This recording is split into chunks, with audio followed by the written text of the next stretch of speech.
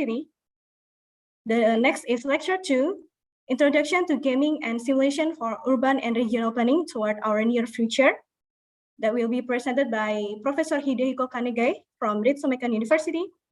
The next is Q&A session. And the next is Design and Use Gaming Simulation for Urban Planning and Pre-Disaster Planning. That will be presented by Paola Rizzi, the Professor of University in Sassari. The next is Q&A session. And the last is closing. The first agenda will be opening speech from the Secretary to the Ministry of National Development Planning, Bapak Taufik Nafi. The floor is yours. Very good morning, Professor Hidehiko Kanegae. Good morning. I think it's 11 in Japan, and also Associate Professor Yusuke Toyoda. Good morning. And also Professor Paola Rizzi from Italy. I believe that in Italy is right now at 3 in the morning. Yeah. And of course the moderator, Bapak Budi Santoso, and also Pak Wiknyo, distinguished participant. Assalamualaikum warahmatullahi wabarakatuh. Salam sejahtera buat kita semua. Om Swastiastu, salam kebajikan. I think it's a very important moment, this webinar. I think as the mentioned earlier, webinar right now is webinar PusbinTalk Series 4. And in terms of the timing, I think it's very important because we, Bappenas, as a Ministry of Planning, right now is conducting what we call the preparation for the long-term development plan.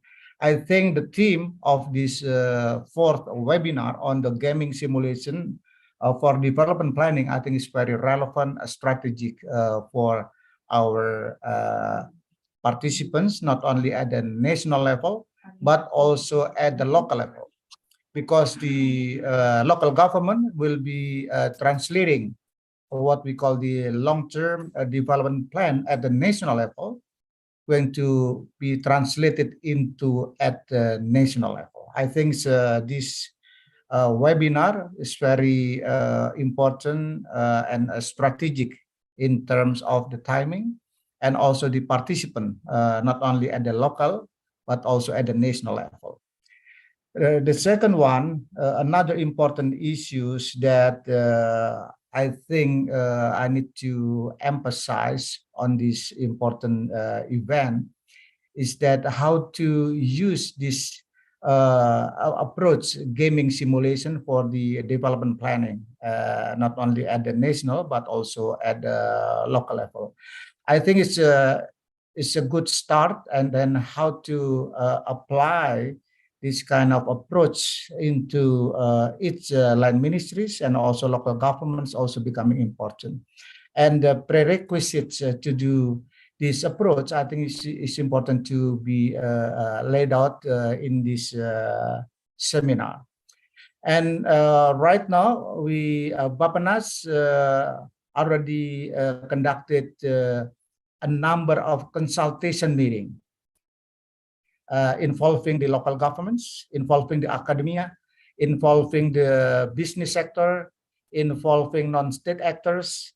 And a couple of weeks ago, the design of the long-term development plan had been launched by President Joko Widodo. So I think it's very relevant for us how to use this approach, especially in response at not only at the national level, how to respond specifically at the sector level, at the local level. So please, all the distinguished participants to participate in this webinar. And then I think it's a lot of important knowledge and also approaches and practices that are very relevant for all distinguished participants. Once again, thank you very much for the panelists, Professor Hidehiko Kanegae, Professor Yusuke Toyoda, and also Professor Paola Rizzi, and of course for our moderator, Pak Budi Santoso, and distinguished participant. Thank you very much, Pak Wignyo, for organizing this important event. Once again, thank you for the joining this important event and for your participation. Thank you very much. Bye-bye. Thank you very much, Bapak Secretary, for the heartwarming opening remarks. Before jumping to the main agenda, I would like to invite all the participants to turn on the camera. We would like to have a photo session together. So please, ladies and gentlemen, please turn on the camera first. We would like to take a photo together. For the co-host, are you ready to take the photo? Okay, so we would like to have how many sessions? Three or four times to capture the screen. Okay, I will count. 3, 2, 1. Okay, next. 3, 2, 1. Once again. 3, 2, 1. Okay, thank you, ladies and gentlemen. So now we would like to jump into the main session of today's webinar. I would like to invite our moderator for today's webinar, Bapak Budi Santoso, the Chief Planner of Ministry of National Development Planning, National Development Planning Agency. Bapak Budi Santoso, the floor is yours. Thank you very much, Bapak Secretary and Bapak Wignyo Adioso. Thank you, Naila. I hope my voices can be reached to all of you. Bismillahirrahmanirrahim. Assalamualaikum warahmatullahi wabarakatuh. So we will have a quite big day today. We will have 3 very distinguished professors from Japan and from Italy. The first is Mr. Yusuke Toyoda, and then the second will be Mr. Hidehiko Kanegae, and then the third will be Professor Paolo Rizzi. So this is going to be very important meeting or discussion, because as we know that we are not prepare the Indonesia goal for 2045, which is we expected we are going to be a developed country, among the best, the biggest economy in the world. That's of course, to go there we need some works to do. Many problems must be solved, and relevant to this today seminar, it is very important for Indonesia, because it is expected that the economic development will be drive from urban area, will be many cities developed in Indonesia. And the second situation is that we are in the ring of fire. So combining those two situations, we are in the ring of fire and also on the urban development in the future. Of course, this seminar will be talk about how we plan an urban area become to prevent all the disaster, which is we are now in a fire offering. Yeah. Okay, let's start the discussion with the first speaker. I have a problem with here, but let's see. I'm not speaking from Pekanbaru. It's quite far from Jakarta, so maybe some problem here. Let's the first speakers will be Professor Hidehiko Kanegae. Welcome, Professor Kanegae. I hope you're there. Can you say something so we can hear you are with us? Good morning, everybody. Good morning, Professor Kanegae. Thank you very much, Budi. thank you, Professor Kanegae. Yeah. Distinguished Professor Kanegae, his affiliation is in Graduate School of Policy Science, Ritsumeikan University. He also Kinugasa Research Organization Institute of Disaster Mitigation for Urban Cultural Heritage. Academic background is a PhD in Engineering, Graduate School of Engineering, Tokyo Institute of Technology. He also has a business career in UN researchers, United Nations, visiting professor in Sassari University, and some research activities that, among others, is the City Planning Institute of Japan. So there are many here written in the CVs, and also winning science prizes. He's got prizes from Japan section of the Regional Science Association International, and then also from Asia Japan Research Institute, Ritsumeikan. So I think so many background and experience. So we hope we can learn so many things from Professor Hidehiko Kanegae. We are Indonesian, so quiet. Must be very slowly mentioning your meaning. Hidehiko Kanegae. Okay. Yes, exactly. Please take your time. Floor is yours, Professor Yusuke Toyoda. Hidehiko Kanegae. Floor is yours.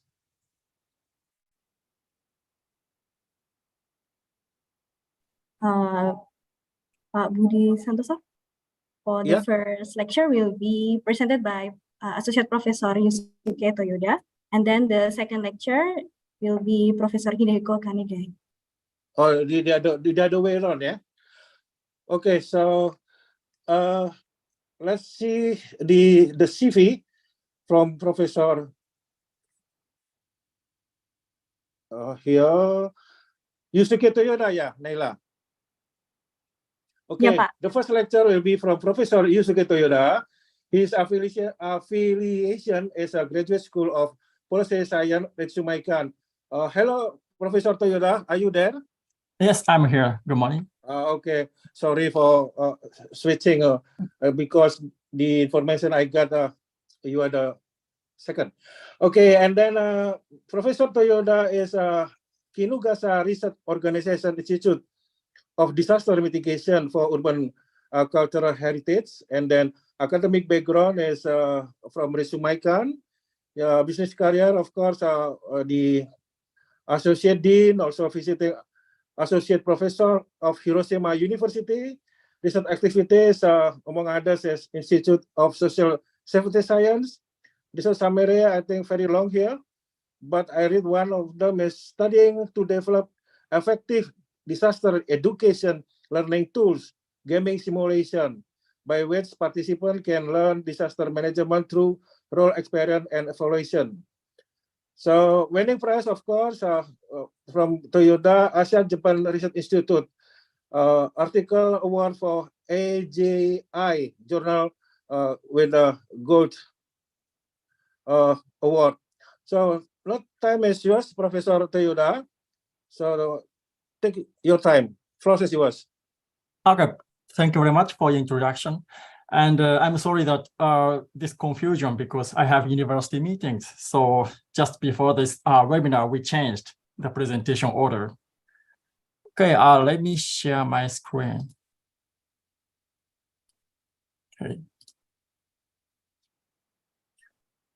Okay. Okay, again, thank you very much for your introduction. I'm really pleased to be invited here in this webinar. And also, I'm really happy to share the ideas on gaming simulation. I'd like to say thank you to Indonesian side, especially Dr. Wigno Adioso and his colleagues. As introduced, my name is Yusuke Toyoda from Ritsumeikan University. And today, I'd like to introduce you to gaming simulation for community disaster prevention. This is a kind of short introduction, but in fact, it is explained well already. But as I said, I'm a Yusuke Toyoda, and I belong to the College of Policy Science, Ritsumeikan University. And I use gaming simulation for my research, such as community-based disaster risk management and disaster education. And also I belong to academic societies such as Japan Association of Simulation and Gaming, JASAG, and International Simulation and Gaming Association, ISAGA, and so on. So today I'd like to introduce to gaming simulation, and also I would like to show some examples of gaming simulation. They are very simple one. I assume that all of you, or almost all of you, have no idea what gaming simulation is, so that my lecture starts from this point. So the content for today is that what is gaming simulation? I would like to introduce it from my viewpoint. To be honest, we have many explanations about gaming simulation, but here I'd like to show based on community-based disaster management. And I'd like to show the examples of gaming simulation. And finally, this is the last one is the summary of what about my talk. So what is gaming simulation? Let's call it GS in this case. This is a really simple diagram showing the process of gaming simulation. So you can see this one here. Now we are here, real world, which is really complicated. We cannot understand in detail about our society. Of course, we can have our expertise so that we know well about some part of our expertise and also some phenomena, situations, mechanisms of our society.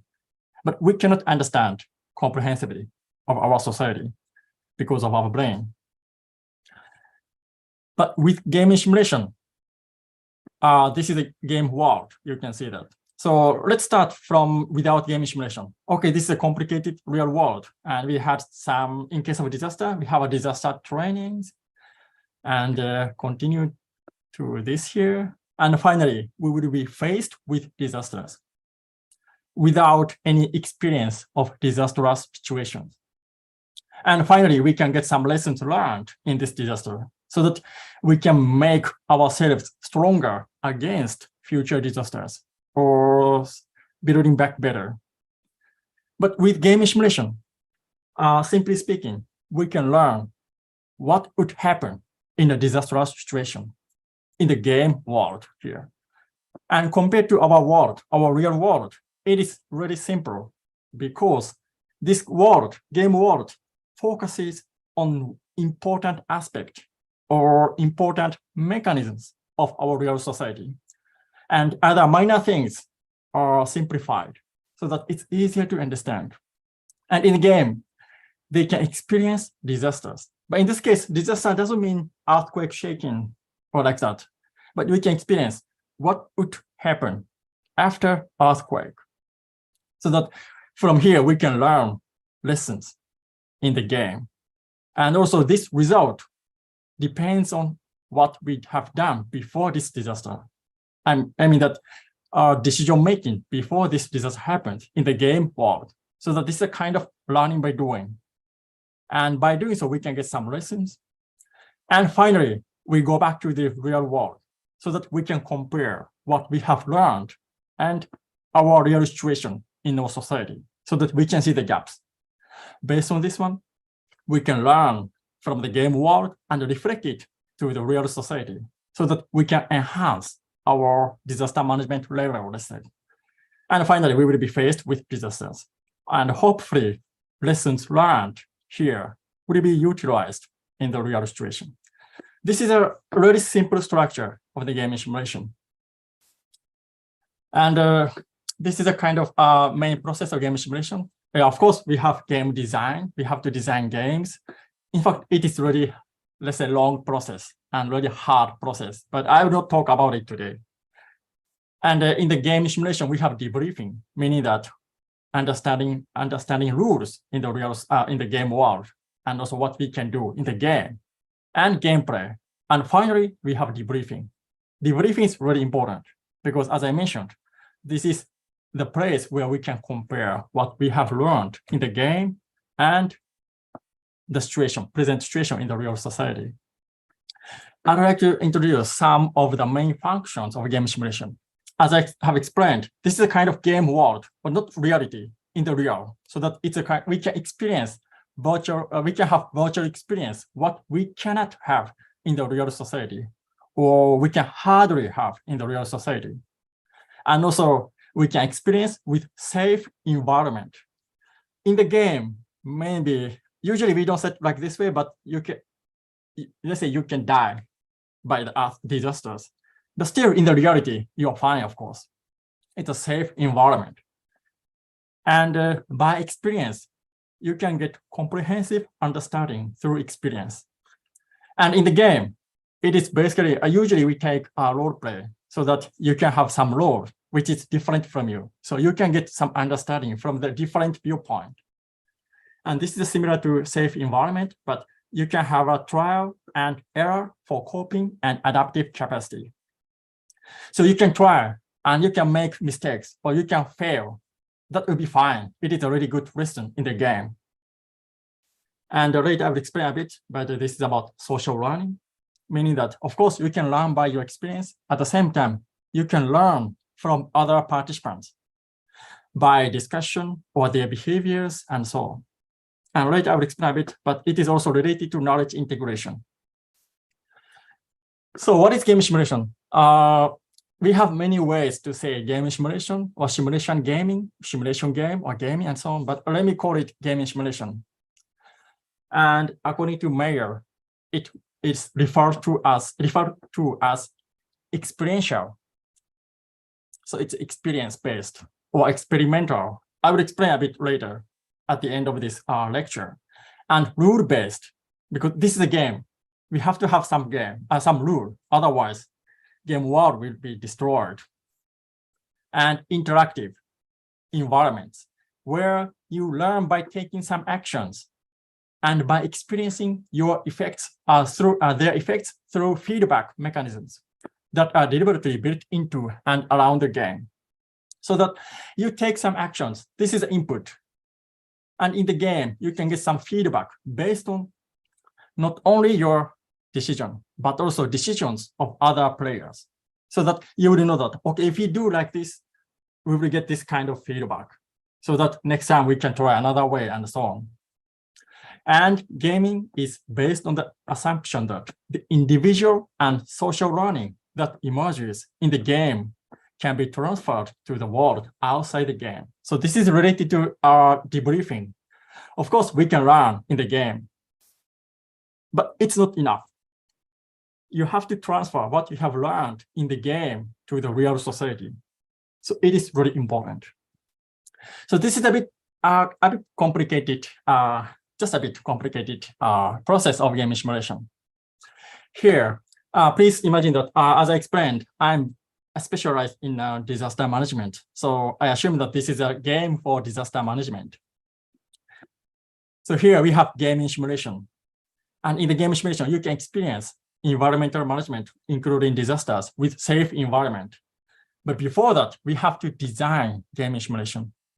So when we design, we will make based on our scientific knowledge and also experiential knowledge. Experiential knowledge in this case means that what lessons learned from other areas. For example, we had a big earthquake, tsunami, and so on, so that you learned many lessons, so that we can embed in these kind of knowledge or lessons into a simple model of game simulation here. And here, this is a viewpoint of participants. Let's say in this case, you have your personal knowledge and also disaster awareness. So you join game simulation with these kinds of knowledge and awareness. And also you can play a role to get some multi-perspective. And finally, you can experience for example, disasters like earthquakes and so on. Here, you can acquire lessons through experiences, social learning, and you can integrate knowledge, what you have already, and also what you have experienced in the gaming simulation, and reflect them into the real world here. So this is the process of gaming simulation. And in the gameplay, usually you can capture your individual mental model by experiencing, in this case, disastrous situation. And finally, in the debriefing, you can continue discussion reflect what you have learned, what we have experienced, and share these kinds of experiences. And you can construct shared mental model. So this is a really important learning steps. So the game simulation is a tool to promote communication among residents for and based on alternative futures. Alternative futures in this case mean that in the game simulation, as I said, we can try and let's say test. So that here we can say that, okay, what if I take this decision? What might happen? So we can try this kind of alternative futures or alternative actions so that we really know that what our future would be. Of course, we cannot expect what would happen, but at least we can expect what may happen or what kind of problem may occur based on these decisions, or what problem or what issues, or maybe it's, of course, some good points as well. So that this learning is really important. And also, I'd like to emphasize the importance of debriefing after the game simulation. Because, of course, transferring knowledge, which is I just mentioned, it's really important that game designers want participants to learn by game simulation to support learning by experience and recognition of participants. And moreover, debriefing is really important because we need to calm participants down who get excited in the game. I have no experience, but especially in case of disasters, it is related to ethical matter because we may have this situation that some participants get angry at another participants because in the game, this person didn't help other people. So that they have kind of bad feeling against this person. And even after the game, other people still keep this bad feeling to this participant. But this is a really important challenge because we have to recover this kind of situation. He didn't help other people because he was based on role. So that here it's a role play. It is not because of his personality, but he behaved based on the role. So that we have to, if we have this kind of situation, we have to explain these kind of things to prevent this kind of bad feelings continue to the real world. And also especially in case of disasters, maybe some participants feel bad because they remember their past experience. In this case, they have to flee to escape from the game world. So this kind of ethic issue is really important. So game designers and also game facilitators should keep it in my mind. But still, game simulation is really important, really important, or has really important power to transfer what is should be transferred to other areas. So this is a basic explanation, and let me just explain a bit. This is the last slide of the first chapter. I quoted sentences from Richard Duke. He is one of the giants on game simulation. He said that he published a book titled Game Simulation.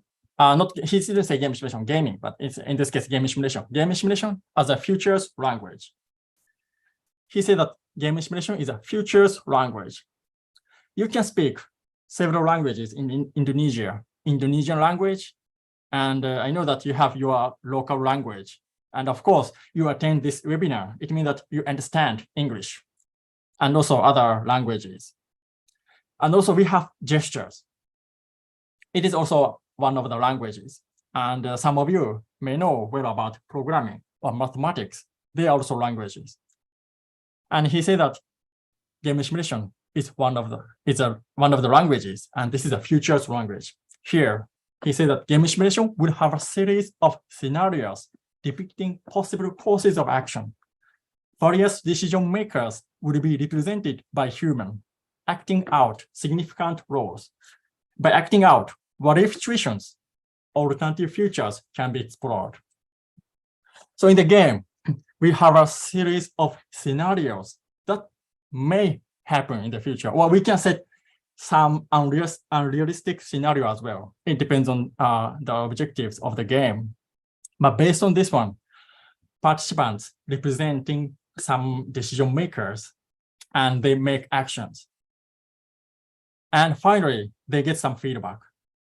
So by acting out like this, what happens if I do like this, or I make decision like this? By doing this process, alternative futures can be explored. So that he said that futures language, because this is a language to talk about future, or based on this common experience, we can understand each other. We can have a common, understanding. Based on this one, we can continue discussion in the debriefing. So based on this, I'd like to briefly explain two examples of game simulation. The first is fish pond group game.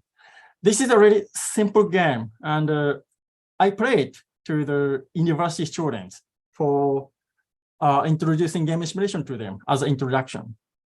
But it's really simple, but still it's really well designed. So please assume that you are participant. Okay, now you are players. So the basic rule is that you are fisheries. You go fishing in a pond. Here we have a pond, and you are fisheries in this village. So the game ends either when all fish are caught, or at the end of the 10th round, let's say in this case. So you can catch fish, but if fish goes extinct, you cannot fish anymore. You can't catch anymore. So in this, it means it is the end of the game. The number of fish that you can get in one round is from 0 to 3. So that you can decide, okay, I want to catch one fish, or maybe 3 fish, or you give up catching some fish. That will be fine. But your aim is to catch as many fish as possible, because if you catch more fish, you can get more profit, economic profit. So that individually, you want to catch as many as fish. But the fish population recovers between rounds, doubles. It means that, okay, here we have 50 fish first, and here we have 10 fisheries. If you catch maximum, all of you catch maximum, it means that you catch 30. So finally, the number of fish would be 20 here. And in the next round, it will be 40, because 20 was doubled, so that it means that 40. But it does so only to a limited extent. It means that carrying capacity. So here we have a pond. First, we have 50 fish, and carrying capacity is 50 fish. It means that we cannot have more than 50 in this pond. It is a carrying capacity. Okay, now you catch each of fisheries. Fishery catch 3 fish, for example. So finally, we have 20 fish left. So in the next round, we have 40. And in the next round, you catch again. So you catch 30 in total. So we had 40 before, and you caught 30 fish. Finally, we have 10. And in the next round, you have only 20. If all of you want to catch 3, you cannot, and fish extinct. So this is the end of the game, because the game ends either when all fish are caught, or at the end of the 10th round. And in this case, this is the first round. You fish alone and anonymously over several rounds. Talking is not allowed. So that this is a very simple rule and easy to understand. And this reflects a part of real society. And when we play this game to the university students, usually 3 or 4 rounds. After 3 or 4 rounds, we have to finish the game because no fish anymore. So we play the second round. Yeah, they've made a mistake here because they caught all fish, so they cannot catch anymore, so they cannot keep their business. As I said, it is already that the fish in the pond goes extinct if we play with university students. So in the second round, you get a chance to start again and talk what you should do for making the situation sustainable. Before, you fish alone and anonymously, so no one knows how many fish you caught. But in this case, first you can talk and you can decide rule in this village. You can produce several ideas and come to conclusions by consensus. And then we apply this game to see how your decision works. So with the same rules for others here, we play the same game. So they can come up with some rules here, and they succeed to make it sustainable. So here we have many ideas how to tackle with this. And if you're familiar with the tragedy of commons, you know that this game is based on the tragedy of commons. And this slide shows just, how can I say, it's a kind of general idea about tragedy of commons. So one is that, okay, of course, we can rely on government measures, like introduce prohibitions and restrictions. For example, each fishery can catch up to 2, not 3, but up to 2, and enforce them through supervision and the use of sanctions and so on. Or could be private measures, like effect of social norms. We expect the social norms that they follow some rules, or negotiate and monitor voluntary agreements, and possibly enforce them through the use of sanctions. It depends on students what ideas they come up with. But based on these situations, ideas, they play the game simulation again in the second round. And finally, as I said, they can have more sustainable village here. This is one of the examples of game simulation. It's really simple. We discard many minor, not minor, let's say in this case, minor situations, but it reflects some part of our society, that is the tragedy of commons. And comparing between the first round and second round, they can know that, okay, their decision is okay, or maybe they have some ideas, but enforcement was not enough, or they have no sanctions. Maybe they fail, that's fine. But by doing so, student, in this case, the university student, can learn how much the importance of social design. I'd like to adapt the idea of Professor Kaneda. He is one of the also giants of game simulation from Japan. He published a book, Game Simulation for Social Design. And he said that social design is really important. It is beyond problem solving. Yes, of course, we have to solve this problem. But social design is more than that, because it includes policy vision search, institutional design, and new modes of communication. Yeah, of course, problem solving is important. And also we have to prevent future problems, but that is not enough. We have to change our institution or way of doing or our systems so that policy vision, search, institutional design, new modes of communication is really important. And by playing this game, they can experience policymakers. This is the case in the game, but it happens in the reality. Yeah, in many areas in our society. So that in this case, I'm from policy science of Ritsumeikan University. So students will be a policy scientist, ideally. So in this case, they can learn about the importance of policy, projects, and so on. And also here, they can check how it works.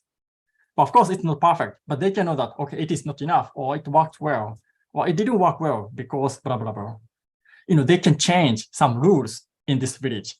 This is a kind of experience of policymakers. So that game simulation is one of the methods for social design. We can design our society based on changing or improve, let's say, changing institutions, systems, or some kinds of communication modes and so on.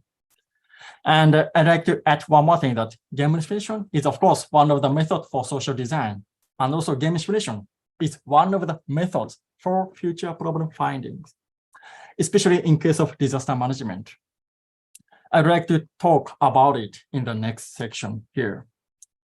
This is another game simulation example, evacuation simulation training. This is also really simple. And you feel that, okay, you do similar trainings in your areas, but I'd like you to think based on game simulation.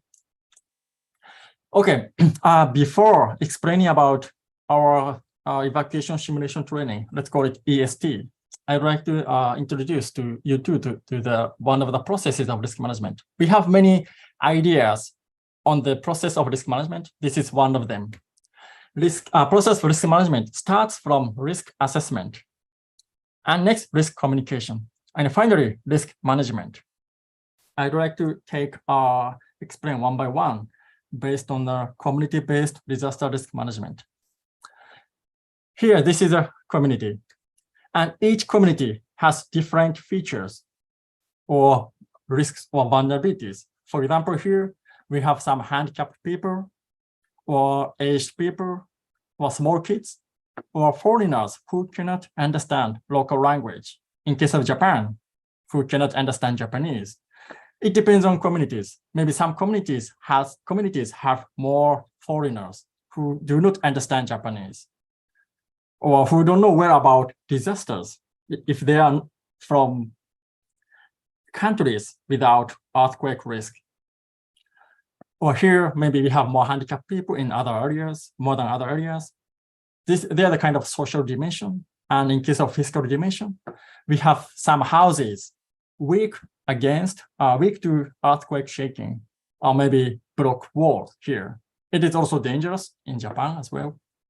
In case of earthquake, maybe they get collapsed so that it make people injured by the earthquake shaking. But each community has this kind of features. So first, we have to find this kind of individual risk. This is a risk assessment.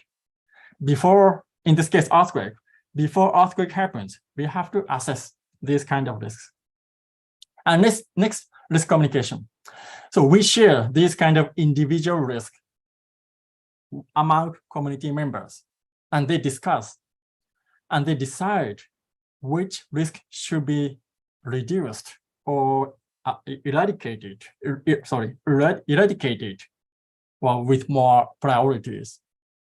And finally, they reduce this kind of risk. This is a risk management.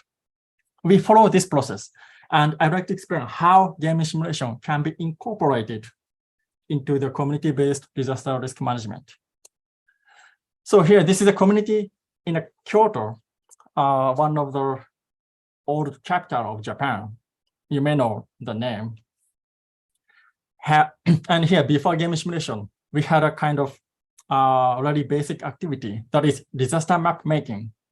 In this community, they have an earthquake risk. So some residents were worried about it and consulted with us. So we decided to have a disaster map making first to understand the real situation first.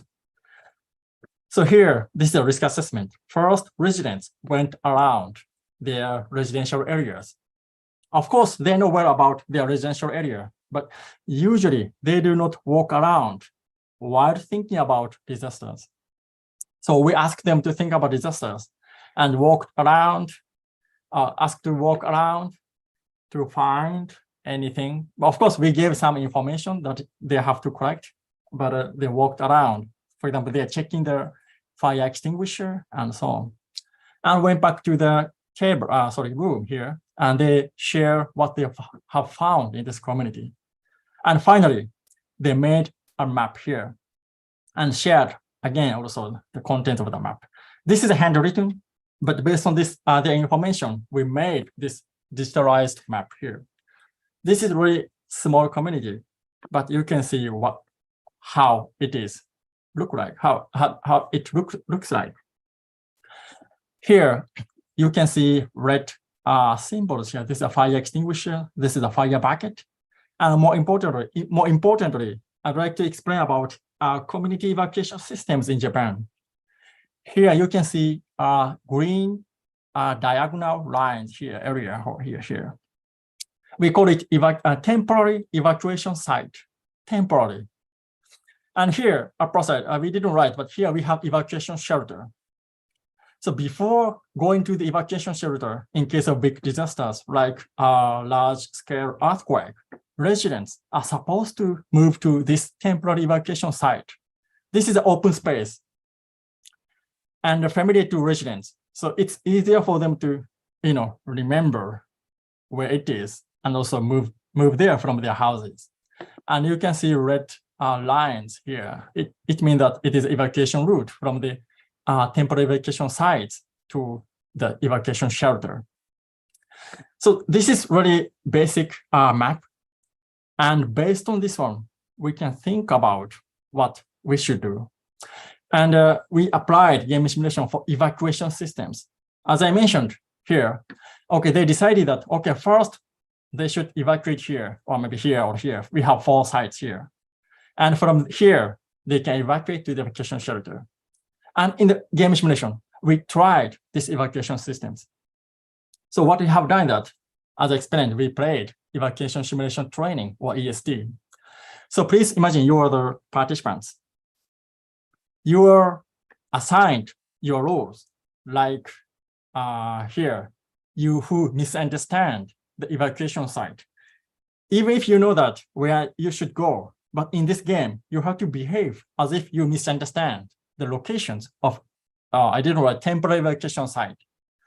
Or in the game, you get injured by furniture overturning, or you get buried alive by housing crabs, or in some cases, you have no role. So it depends on players. So you are assigned these kinds of roles. And your goal is to evacuate from your houses to evacuation shelter. But in this process, you encounter situations after earthquake. So that reach their, I say wider evacuation space, but this is in this case, same as evacuation shelter. So that you evacuate from your own house and go, you're supposed to go to these kind of temporary evacuation sites and go to the evacuation shelter together with other residents. But these rules and also situations may hinder your evacuation. So rule is very simple: to follow their rules, your rules, and to open situation cards when needed. Later I will explain. And your final goal is to evacuate to the wider evacuation site or evacuation shelter. So there are some examples of situations.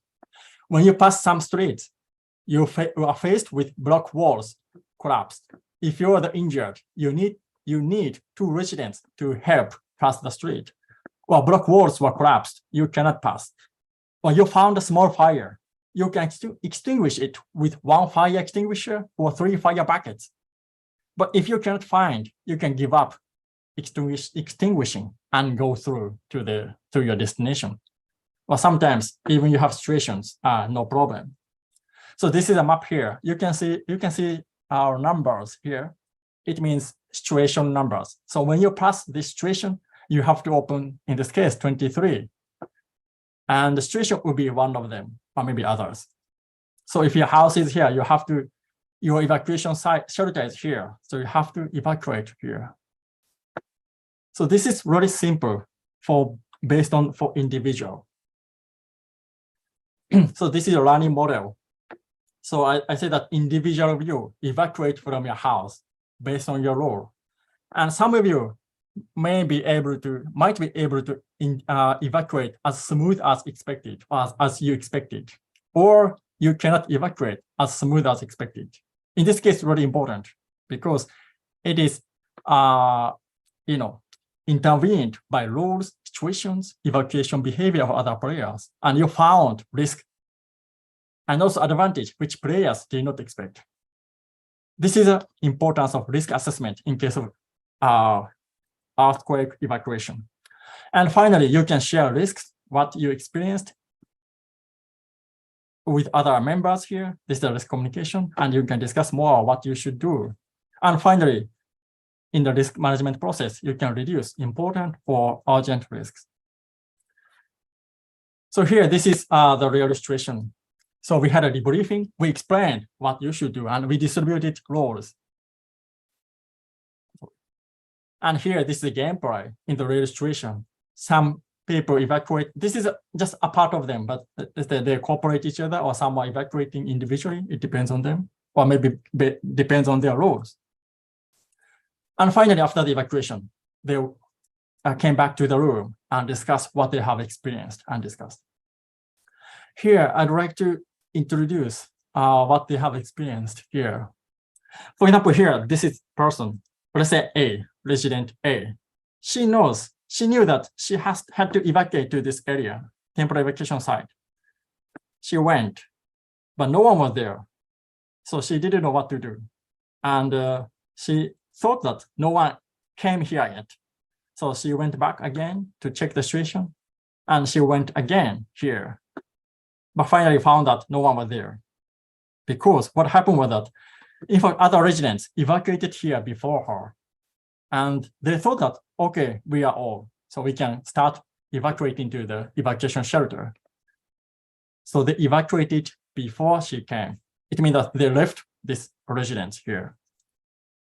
Sorry. So we had this kind of, this is just one example, but we had these kind of situations. So that based on this, I'd like to focus some part of this result of this evacuation simulation training. But here, based on this experience, what I have explained here, participants decided to make residence information list and share it among those who shared their own information in the smallest community unit. So based on this experience, they added some rule or some tools for smoother evacuation. And I'd like to emphasize the importance of evacuation simulation training because it is not for individual, because maybe you know that where to evacuate, how to evacuate, but you have to behave based on your role so that you cannot show your capacity as you can in the game because of the law. It's restricted. But this situation is a kind of reproduction of the real society, because who join these kind of activities are usually the residents who have high disaster awareness. So they know well about it. But point is that who do not join this kind of activity have less awareness of disasters and prepared less compared to other residents. So we don't know what will happen if they join in the reality for the community evacuation. So we reproduced these kind of situations. So even if you know where to evacuate, but you have to behave as if you didn't know, so that we can know how community would be in the reality. So here, it's not for individual, but for community as a whole. Participants need to behave based on their rules, and eventually they can know what would happen in the community in an earthquake. So by doing so, we could evaluate the community evacuation systems. As I said, just let me emphasize again, this is not for individual, but community as a whole, so that they can know that, okay, we may have this kind of risk or this kind of problem we will be faced in the reality. So to reduce this risk, again, I say that they made a residence information list. This is not easy in Japan, in fact, because some or many residents care about privacy, private information. If this information, okay, shared in a residence, it may be okay, but if it is disclosed to other people, maybe they would be in trouble, so that some residents do not want. But by experiencing this gaming simulation, they decided to make a decision to make a residence information list. And finally, all of residents, as far as I heard, all of residents cooperated to make this residence information list. So here, what is game simulation? This is, again, process. I explain about briefing here. And in the game world, they learned based on their behaviors. And this one can be reflected to the reality in the debriefing. So they share what they have experienced. And finally, they decided what they should do against these situations. And in the future, they didn't experience big earthquake, luckily yet, but in the reality, maybe I think this resident information list would work well, thanks to this game simulation. So that this is a summary of my lecture here. So this is, again, the process of game simulation. I say that if you're participants, you join game simulation. And usually you have your personal knowledge or awareness. And in the game, you can experience this experience or system is based on scientific knowledge that is kind of expert knowledge, let's say, or experiences of other areas. So in this case, you can combine or integrate between your knowledge and this kind of knowledge in your brain. This is a capturing individual mental model here. And of course, you can try and error if you, it depends on game, but you can do it. And finally, you can reflect these lessons learned to the reality. So here I say that knowledge integration, because in the game simulation, participants can integrate their knowledge with this kind of scientific knowledge and experiential knowledge. This is really important because bottom-up approach is important because I say that each community has different features, different characteristics. But policies or projects are not easy to adapt to, individual community features. But by getting the participation from the residents, we can know that they can think by themselves, they can learn by themselves, and they can come up with by themselves what they can do in their community. So they experience this one, and they can connect this one to their real community. So they know that, okay, in our community, maybe we have these kind of problems in the future. And also what kind of solutions we could have. Maybe this is too much for us. So maybe we can do it like this way so that they can think by themselves. This is a bottom-up approach. So this is an important process of the game simulation form in my study. And again, this is what is game simulation definition. And I say that it is referred to as experiential. So you can experience. And rule-based. In this case, you cannot fly to the sky because you can go to evacuation site easily, but it's not realistic in this case, and you have to follow the rule. And it should be interactive. You can interact with other evacuees in this case. And decision of other evacuees affect the result of the evacuation as well. So it's really interactive.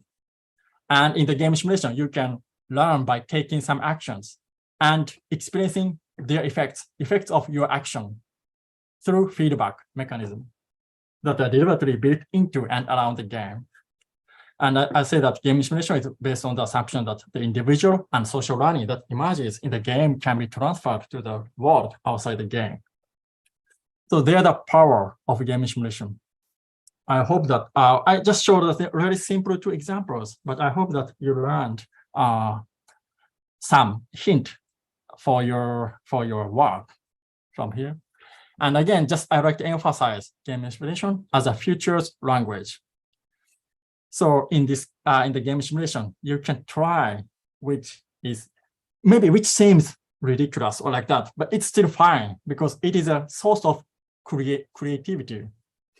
So by experiencing these kind of what-if situations, alternative futures can be explored. And lastly, I'd like to show one quote from Altman. His Huxley said that experience is not what happens to you, but it's what you do with what happens to you. I think this shows the importance of game simulation for social design. You can experience whatever you want, but you have to get some lessons learned from them, and you can apply to the reality. This is experience. So that game simulation is really important, really effective experience-based learning, and also a tool for social design. If you're interested in, please check other information. We have an International Simulation Gaming Association, ISAGA, and also academic journals. And if you're interested in games for sustainability, you can check this website. Well, we have other websites as well. And also we have for young researchers and practitioners, we had an International Simulation Gaming Competition, and we have it this year as well, 2023. If you are interested in, please check it as well. There are the references. And if you're interested in, they are all English, I think, yes. So if you're interested in, please also check them. Okay, this is end of my lecture. Thank you very much. And I need to apologize. That as I said, I have a university meeting, so that just after my lecture time, I have to leave this webinar. But anyway, thank you very much for your listening. I hope you get some hint or some information from this lecture. Thank you very much. Thank you, Mr. Yusuke Toyoda. It's a very excellent presentation, but maybe some of us need more review after the seminar. Because gaming is quite new for some people, but myself is okay because I study economics. There is a prisoner's game there, and what I understand is that in a situation which is uncertain right now in Indonesia. We have earthquakes, it is unpredictable, and then climate change is also suddenly it's very hot and then cool, something like that. Then we need to have scenario. And then for that scenario, we can use the game system what you have introduced to us. Okay, some participants asked me to have a question, but I think in order to make the presentation completed, because in the first part, Mr. Toyoda telling us about more into theoretical approach, and then the next presenter, Professor Kanegae, he of course will try to how it implement to regional planning and our near future. So maybe there will be more application. I think, Mr. Kanegae, would you like to take the floor? Are you there?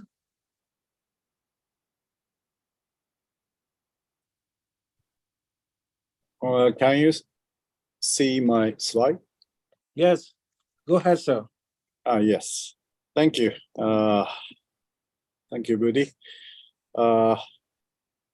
Today, I'd like to have more longer time to explain, but this is just as quick as I can. I would like to explain about simulation and gaming and the urban and the regional planning issues. Some of the previous participants of the Bappenas training I organized before had already listened partially, but today I'd like to explain about more integrated meaning of the planning and simulation and gaming, so on. Okay, let's go. Yeah, video already explained about me, but I'm now the president of the PRSCO, Pacific Regional Science Conference Organization of Regional Science Association International and International Simulation Gaming Association. Previously, I was a board member and president, and the Japan Association of Simulation and Gaming, I was also president. And, there are so many academic associations which are related with the simulation and gaming and the planning, so on. Okay. So left-hand side is JASAG, Japan Simulation and Gaming Association, almost having 30 years history. And ISAGA itself was established more than 56 years ago. Then after the World War II, most of all the new trends of the cybernetics, that was era of the systems science. Then ISAGA and the JASAG is very closely related with simulation and gaming in broader sense of the field of studies. Planning is one of the field of studies. And PRSCO, maybe some of the Bappenas members are joining to the Regional Science Association International. And as you know, the Indonesian Regional Science Association, Indonesian Regional Science Association, IRSA, Professor Arif is now the president in Pajajara. But we published many of the related with the urban and the regional phenomena and the planning more than 50 years, almost 60 years after the World War II. Then Regional Science Association International itself is constructed by the North American, Latin American, and the Pacific region and the Europe regional associations, so on.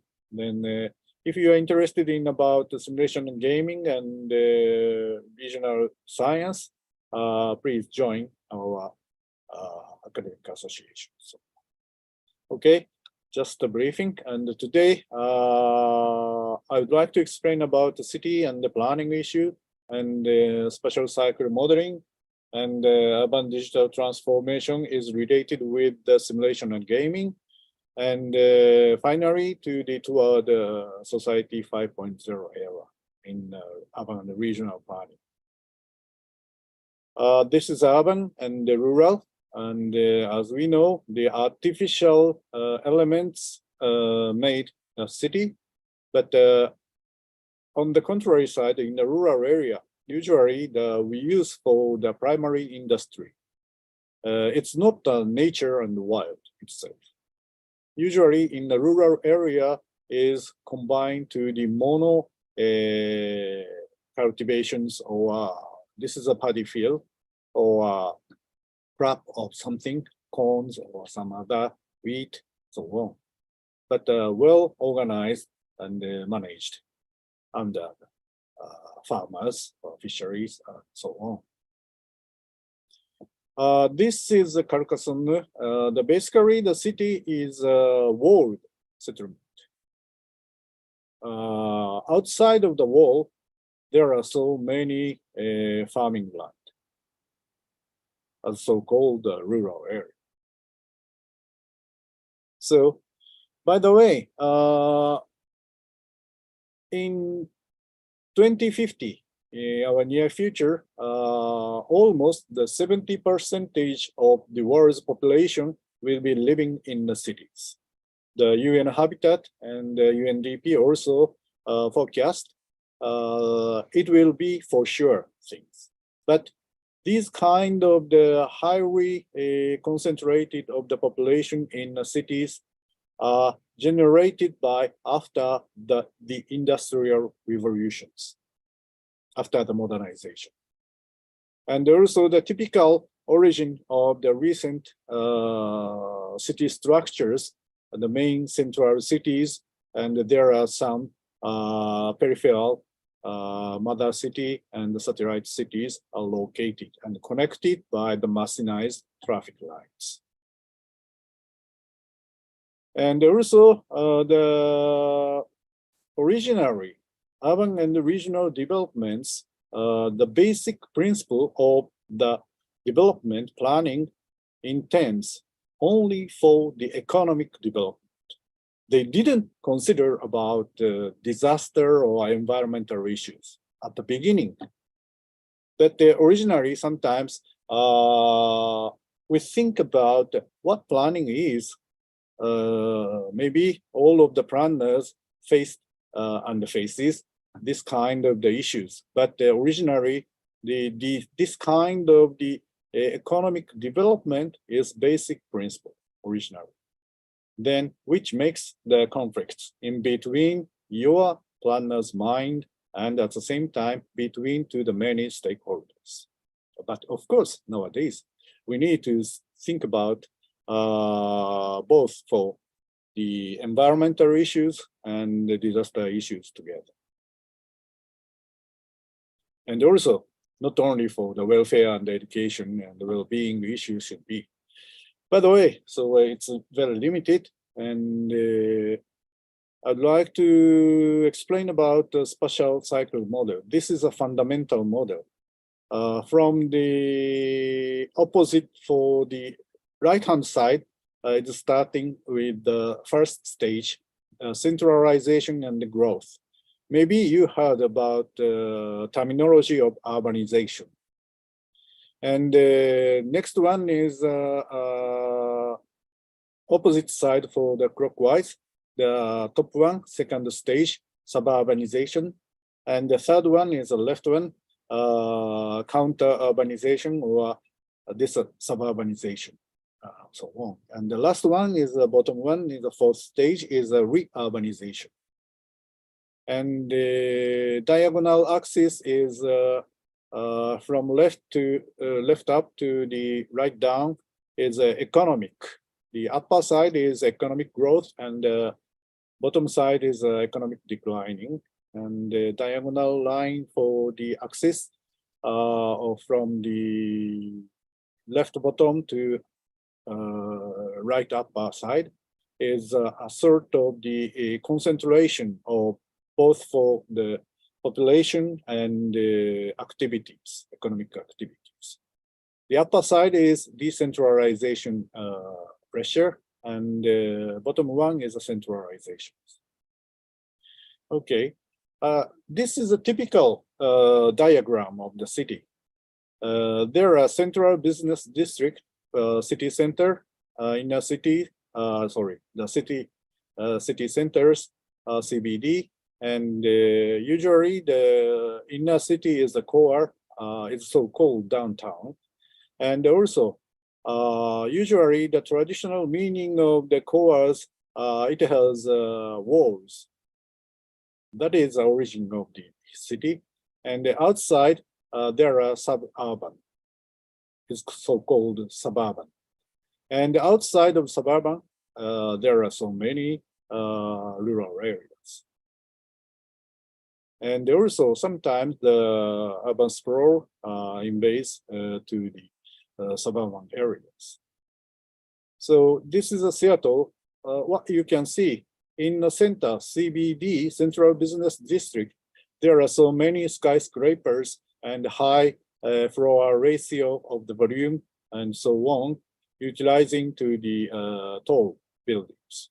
And the city core, there are some not so high, but there are so many shopping and the condominium and residential places, offices are located. And more far, some of the places are like an industrial zone for the ports, and more far side, you can see more lower height of residential area into the suburban area. So the first stage is centralization.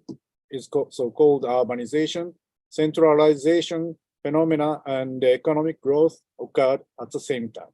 This is the origin for the factories gathered after the Industrial Revolution started. Factories attract to many migrants from the rural and the other countries. The city population is growing up, and also the economic is also growing up. This is the first stage of the spatial cycle model. And also human beings would like to make more beautiful or more highly sufficient for the city dwellers, giving by more opportunities and chances for earning money or getting to achieve someone who wish to be. And also the people would like to project their own dreams into their own future plan. And also selection of the dream, and also the integration and integrating of the dreams, which is a sort of the planning process, is the same as the synthesis of images in each person, which is self-organized to be urban culture or a symbol of the deposit, so on, which is so-called dual process for the revolutions. In biological field of study, the Darwinism wins. But this is a sort of biological human beings aspects. But at the same time, another revolution is Lamarckian's process, which is locked into our cities. For instance, memories and the memorial symbols of the city or library or buildings are locked in. Whether one generation passed away, that is a sort of the origin of the place identity, which gives us for a big anchor point for the personal identity, so on, is now those kind of the memories of the Lamarckian process is so-called. Sometimes we register for the World Cultural Heritage Site, so on. This is a Portland. After the gentrification, the most largest bookstores in the United States is Powell's bookstore here. But surrounding there, new types of the condominiums are located. But residential people is more than middle income and more than higher income people are coming back to live in the city side, close to the bookstores. This is a city life. But also the Powell's bookstores are selling not only for the new one, but also the used books, so on. Inside, there are a coffee shop, and the drinking a coffee is the same as like a library. But the library, public library, we cannot buy books. But here, the Portland citizen can buy the books. So the culture is closely related with these kind of behaviors and activities and the consumptions connected. And also, again, please remind the people would like to continue to build cities to make more satisfaction for their own meaning.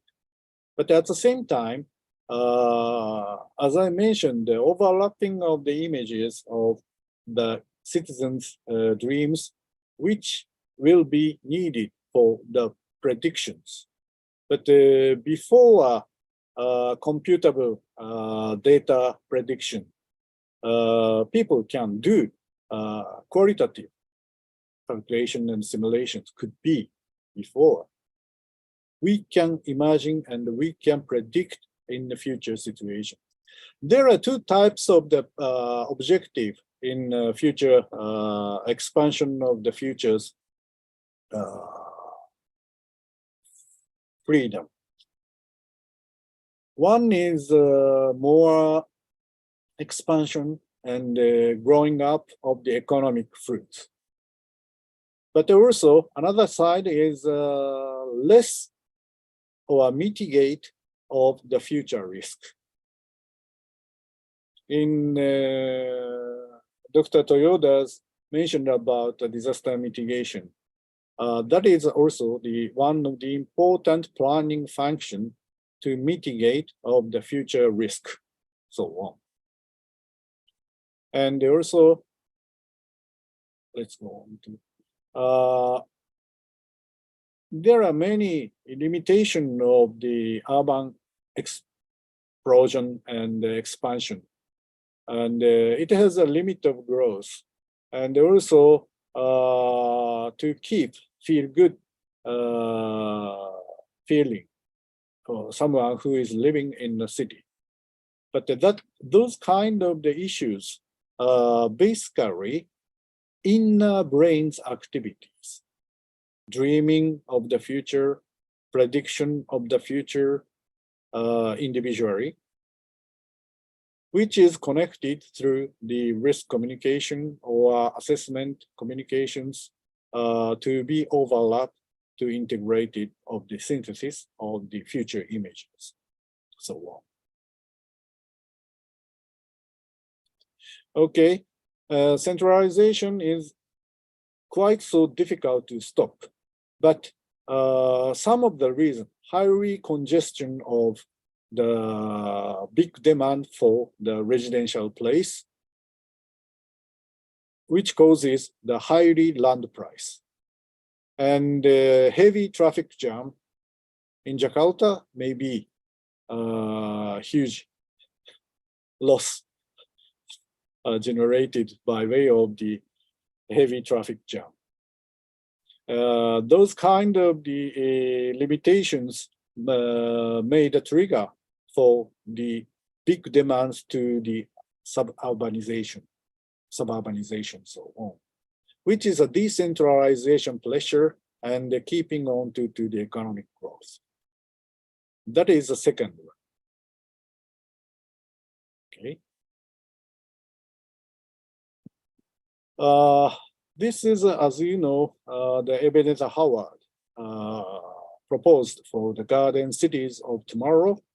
The picture is Letchworth in UK, which is connected for the central city for the garden cities connected by the steam locomotions, so on.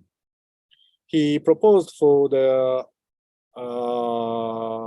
basic city structures of mother and satellite cities. But he wanted to create more garden style of good environmental residential place and working closer into the garden city itself.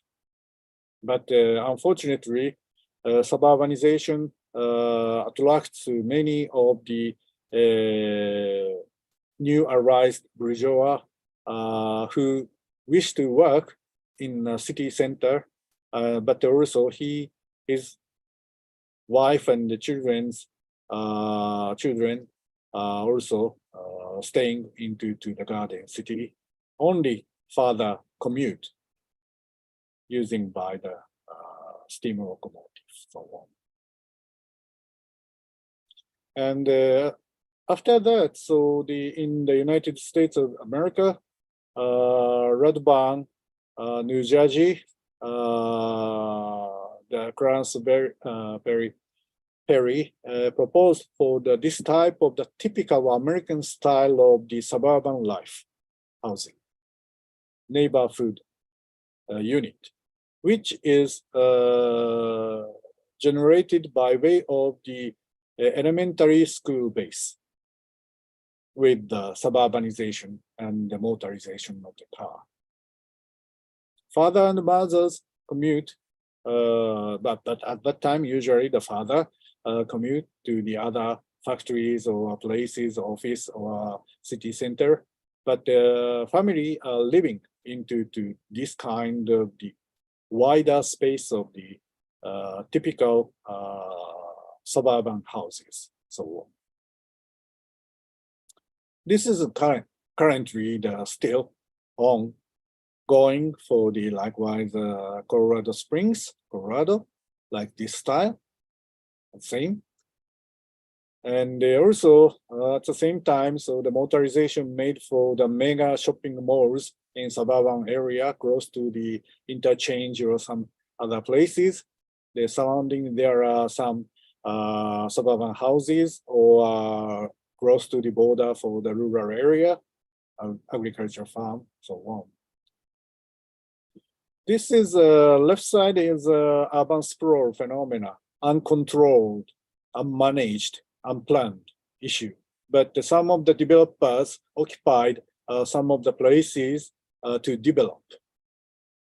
This is a very huge, big problems occurred. But whether the city planning well into the controlled planned suburbanization, but it causes inner city problems. Likewise, less people are moving to the suburban area, which causes a sort of the big problem in suburbanization. Inner city density and habitats are very depopulated. And for the controlling to those kind of the thing, usually the United States city planning putting to the clearly the setting of the urban growth limit for the urban area and dividing into the urban and the rural area clearly, like this one.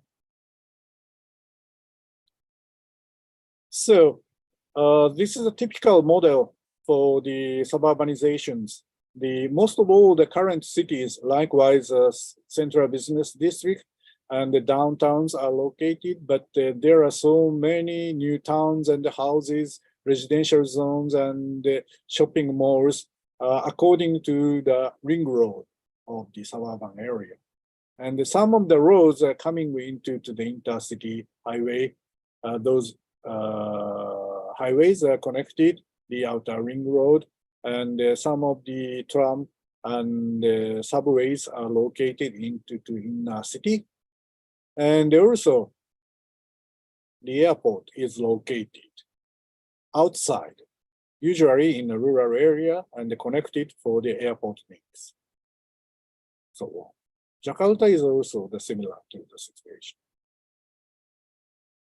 And the third stage is counter-urbanization.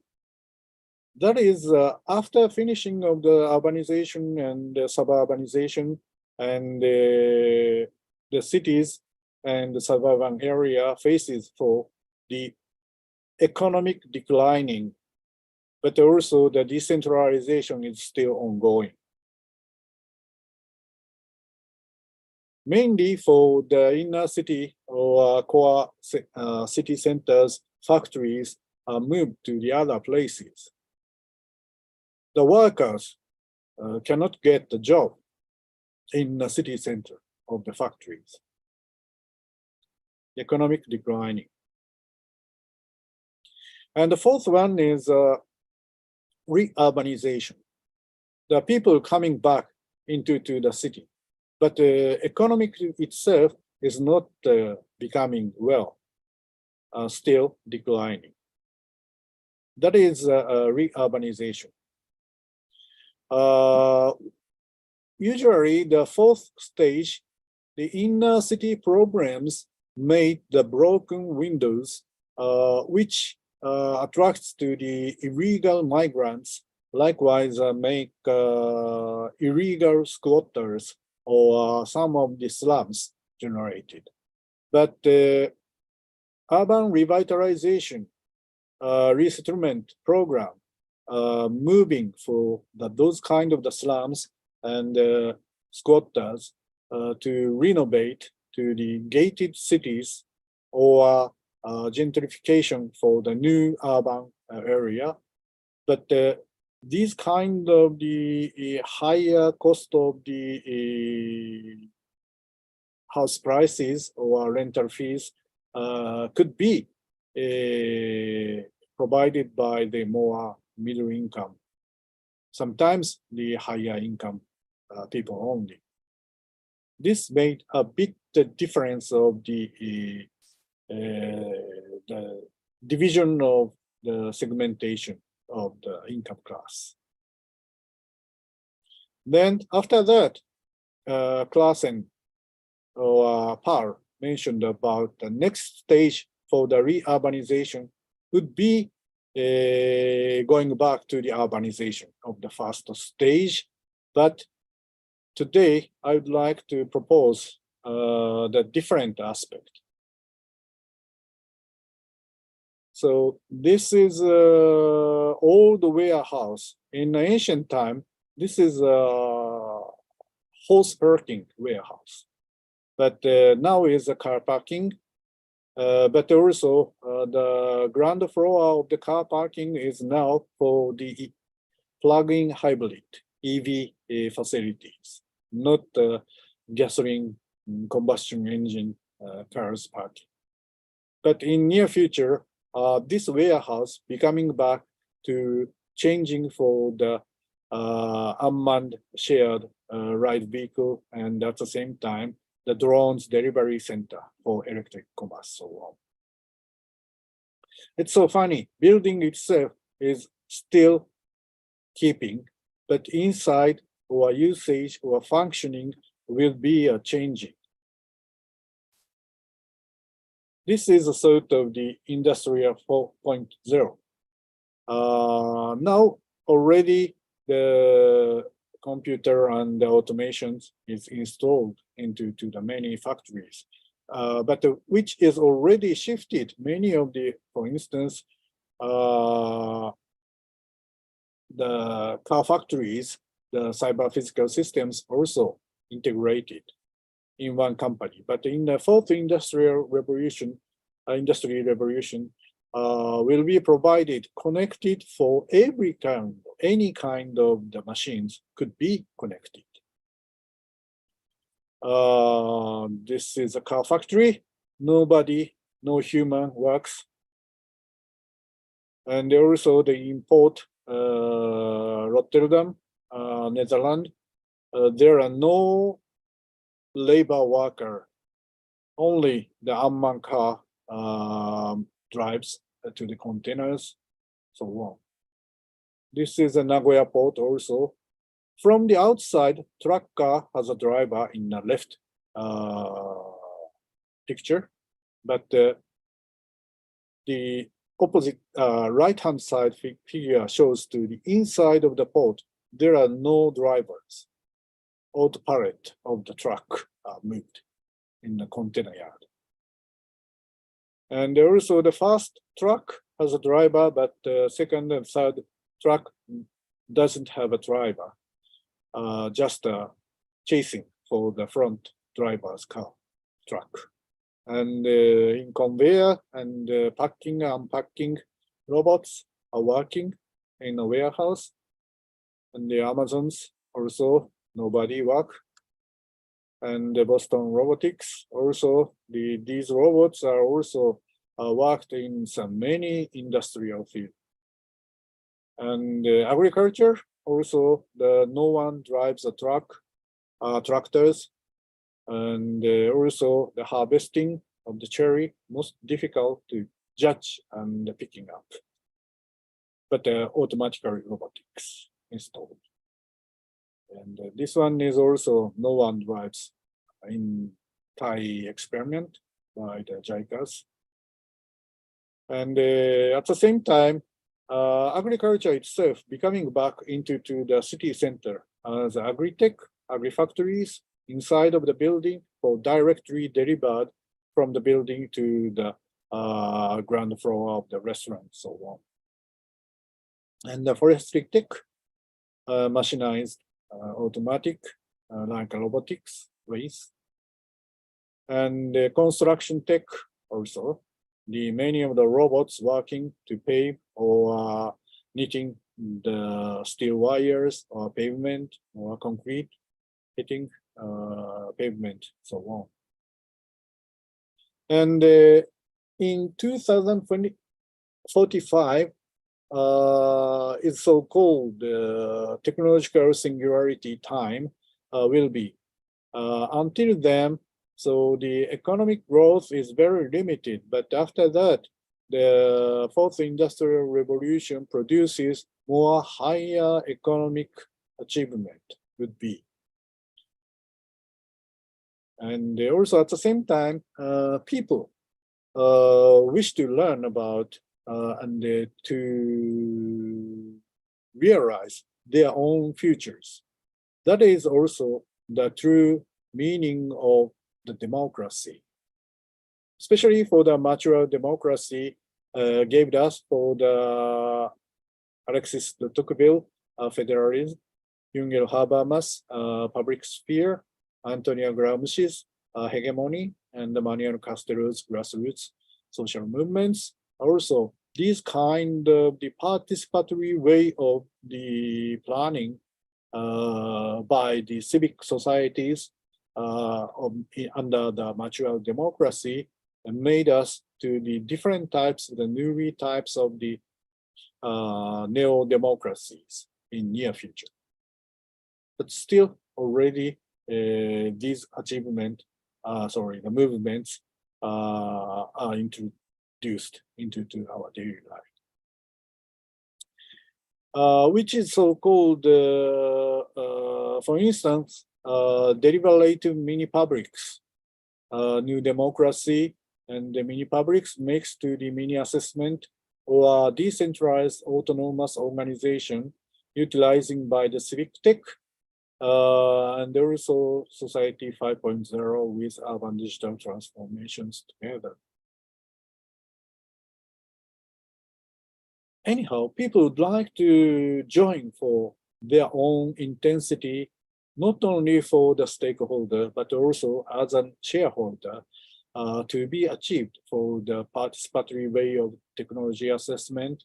Usually the planning trigger comes from the new technologies to introduce into the entire city. Telegram, telephone, TV, trains, trams, steam locomotions, and the combustion engine, diesel engine, electric motors, and radio, TV, the internet, and also the gas torch changing into the light, LED, nuclear power plant, many kinds of nowadays drones and unmanned vehicle, many robotics, artificial intelligence, those kind of the things are coming. It needs for the participatory way of technology assessments are needed. It's the same as before. The environmental impact assessment is compulsory, but nowadays many of the countries changing to the instead of the environmental impact assessment to be a strategic environmental assessment. Sometimes the plan should be changed according to the strategic environmental assessment to be achieved the original goal of their own fruitful meaning in the future. So DAO is autonomous or decentralized autonomous organization in Web 3.0. In near future, many of the communities or smaller scale of the handling of the public organizations will be organized according to the algorithm. Likewise, web application or smartphone applications is also the very disclosure of the records and the decision making as the blockchain technologies. Many people can be traceable for those decision making in any time, and which is also the respect for the bottom-up approaches using by the non-tangible ways, so on.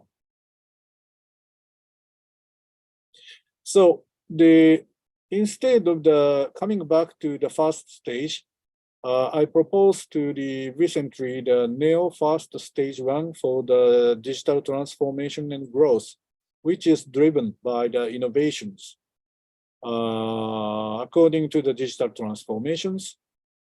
And at the same time, for this digital transformation, bring us to the NEO second stage of gamified society, so on, which is still economic growth.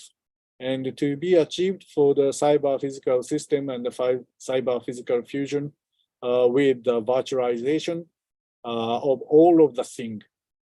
The current urban and regional planning is located spatial allocations, but shifting of the cyberspace of the city and the regional activities, and also the people's economic behaviors connected for the digital twinning in the virtual cyber society, cyberspace, which is so-called the virtualization. In likewise, tenant, call for tenant, also this kind of thing is the same as for the software decision behaviors, which is utilizing for in the computer rack. It's a scalable and changeable of the computers in any time, but nobody recognized what the neighborhood is. That is also the new style of the virtualization of the real city and the regions. After that, so it becomes for the third stage of the society 5.0 is so-called cyber physical fusion. Digital twinning is an assumption for the very natural things. at that time, so we are free from the labor. And after that, I'm not quite sure, but James Lovelock proposed after achieving of the society 5.0 or more sophisticated society will be changing for the infosphere. If you are interested into the infosphere age, please read the Anthropocene, Novacene, the James Lovelock, so on. Sorry, the Anthropocene is now current our human beings age. That the hyper intelligent entity will be achieved by James Lovelock. So going back, I don't have enough time. The remaining 5 minutes. So. Okay, this is a futures situation. But sorry, not future. The current situations. The production is driven by the technology, the research and development caused by the human beings. Also, the production makes a good and services. Then there also the profit coming back again to the investment. But machine and AI robotics without human labor. Usually the robotics and AI provides for 24 hours services and continuous productions, which gives to the AI tax, robotics tax, to the income revenues for the public sectors without labor. But unfortunately, robotics doesn't consume, except for the energy or oil maintenance parts or something. It needs for the big consumptions. Production expansion, but we need to expand for consuming of something of the goods and services. Instead of the labor, but we need to human beings to need to be a consumption, which is the origin for the taxation coming to robotic tax, AI tax, becoming a big expansion of economics, is delivered for the universal basic income, which is so-called not limited of the pension. Now is usually the pension is delivered for the limited for the after the retirement, but the universal basic income is the origin for the consumption expansion. So without labor, how to do the people to use for their pastime or lifetime? One is esports, or a streamer, or a vlogger, at the same time, permanent traveler, multi-habitation in various regions, and also at the same time, factories location becomes free, which is the urbanization, suburbanization will be terminated. So this is sort of the whole structure, but it's okay. Pass. Human beings is living together with the virtuality and the reality, both in cyber space and the physical space. Planning treats mainly for the physical space only. But from now on, we need to control together with the combination of the physical space and the cyber space together. That is a virtualization of the planning shift. And also at the same time, cyberspace is driven by the gaming and the rules, what Dr. Toyoda mentioned about it. But the physical space is also regulated, for instance, the zoning or building code, many rules-based. At the same time, the real issue is also connected for the remote controller, like a train controller of the Shinkansen in Japan, and the NASA Mission Control Mass Control Center, also the exploring of the robotics working connected, like a remote style. But the digital twin is like airplane engine. Airplane itself has multi-sensors, which is so-called mini IoT. According to the GPS data, engine frequency or temperature or something, or all of the data is in case of the subscription for the GE Digital Aviation, which is transferred of the data into the real time, like convenience stores, point of sales style, so on, which is the GE also reconstruct of the data to make visible digital simulators. When the frequency or some of the temperature data degraduate, in case for they deliver to the new turbine, which is identified, is delivered to the next airport. And also, the left bottom is a map of the world of the Ministry of Land Use of Japan, transportation. Yeah. So on is connected for the real-time scale 3D data plateau. So on. So we'd like to know about any kinds of the things related into the digital twinning, which is so-called brain-machine interface is needed, like a virtual reality or augmented reality, like a Pokemon Go, and also which is cyber physical systems connecting to the through the brain-machine interface, like robotics, computers, so on.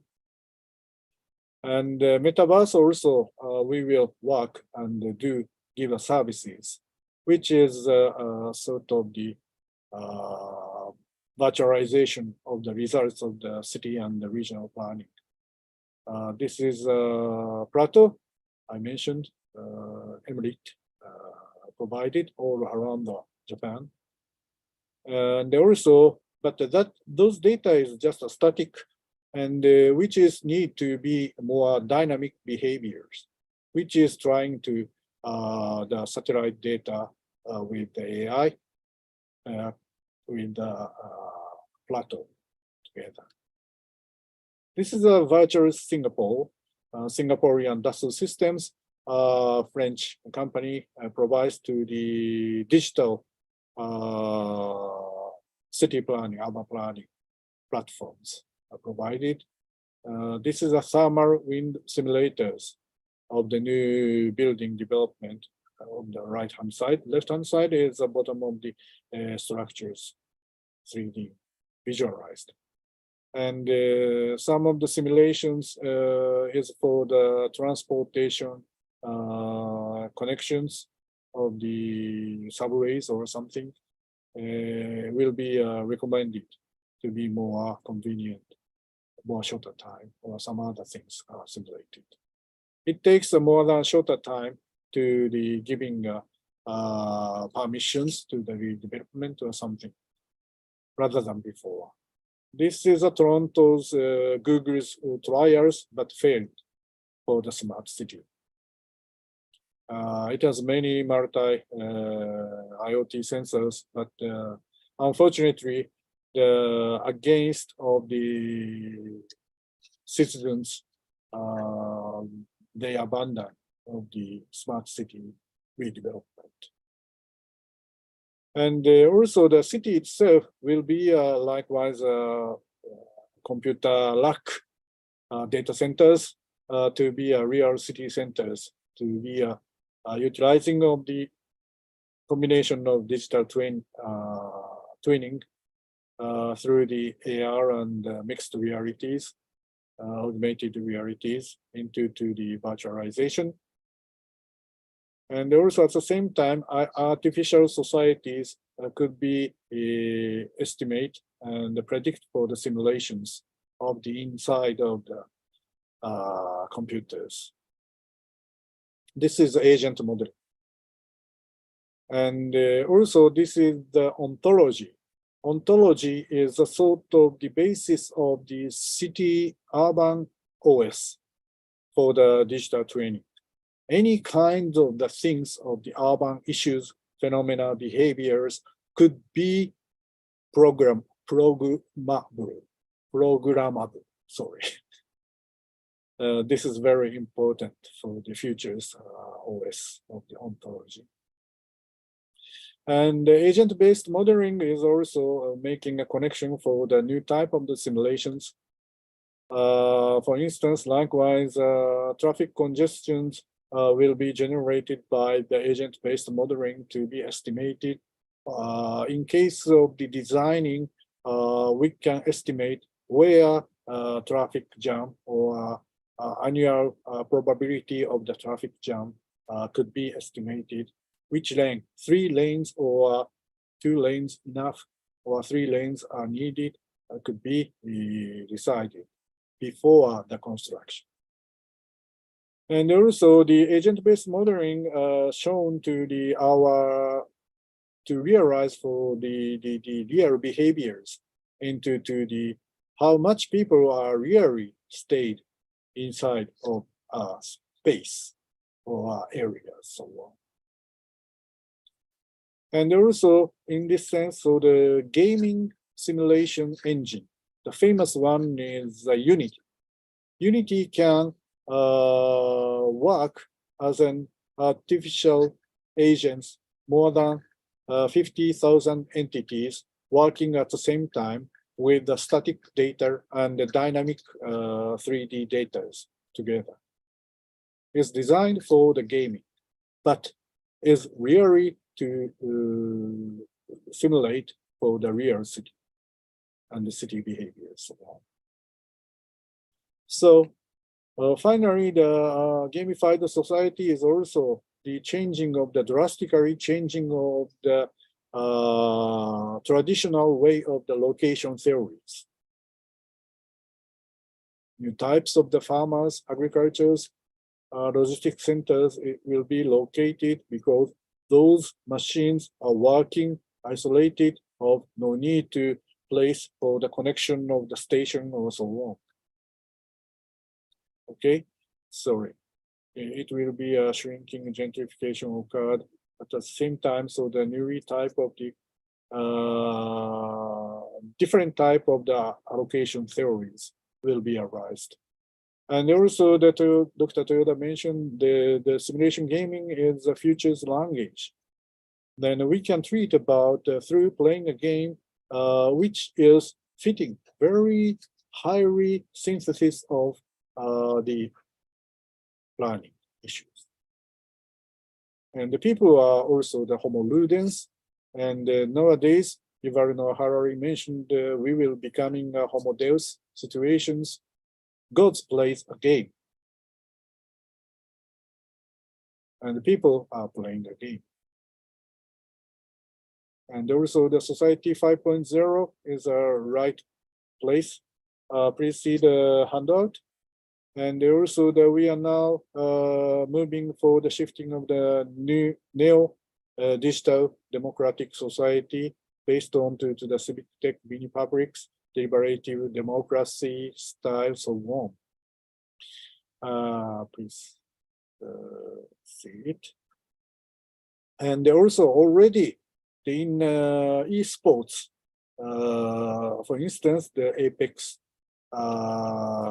Legends, we use for the new type of the metaverse ecosystems, which is collaborating together without hard currency.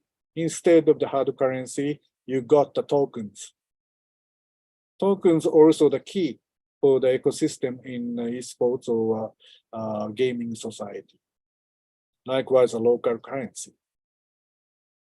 Okay, and also this is a passing. And finally, I'd like to talk about changing of the shift and the shift of the classes. In ancient time, citizen or slave. After the society 2.0, and also the long time aristocrat aristocracy made to govern at that time. But the other people are still the slave, except for the merchant or the craftsman. But also the aristocracy is almost disappeared. Now is modern time is a meritocracy era. Someone who has a talent and made effort, who graduated, getting a bachelor or master or doctor, who can becomes the more someone who wish to become. That is a meritocracy after the Industrial Revolution. But in near future, the cyber physical sphere time, wealthy, middle, and poor people. But Yuval Noah Harari mentioned that those people are changing into the useful class or useless class. Some of the remaining people are becoming a mental reward classes, so on. And also, in more future, the new wealthy people, most of the people are playing a game or in the metaverse, and the gaming class or otherwise new creative classes. All of the people becoming to the aristocrats or becoming a sort of playing gods. That is also the new types of the changing of the classes. Labor will be disappeared in near future.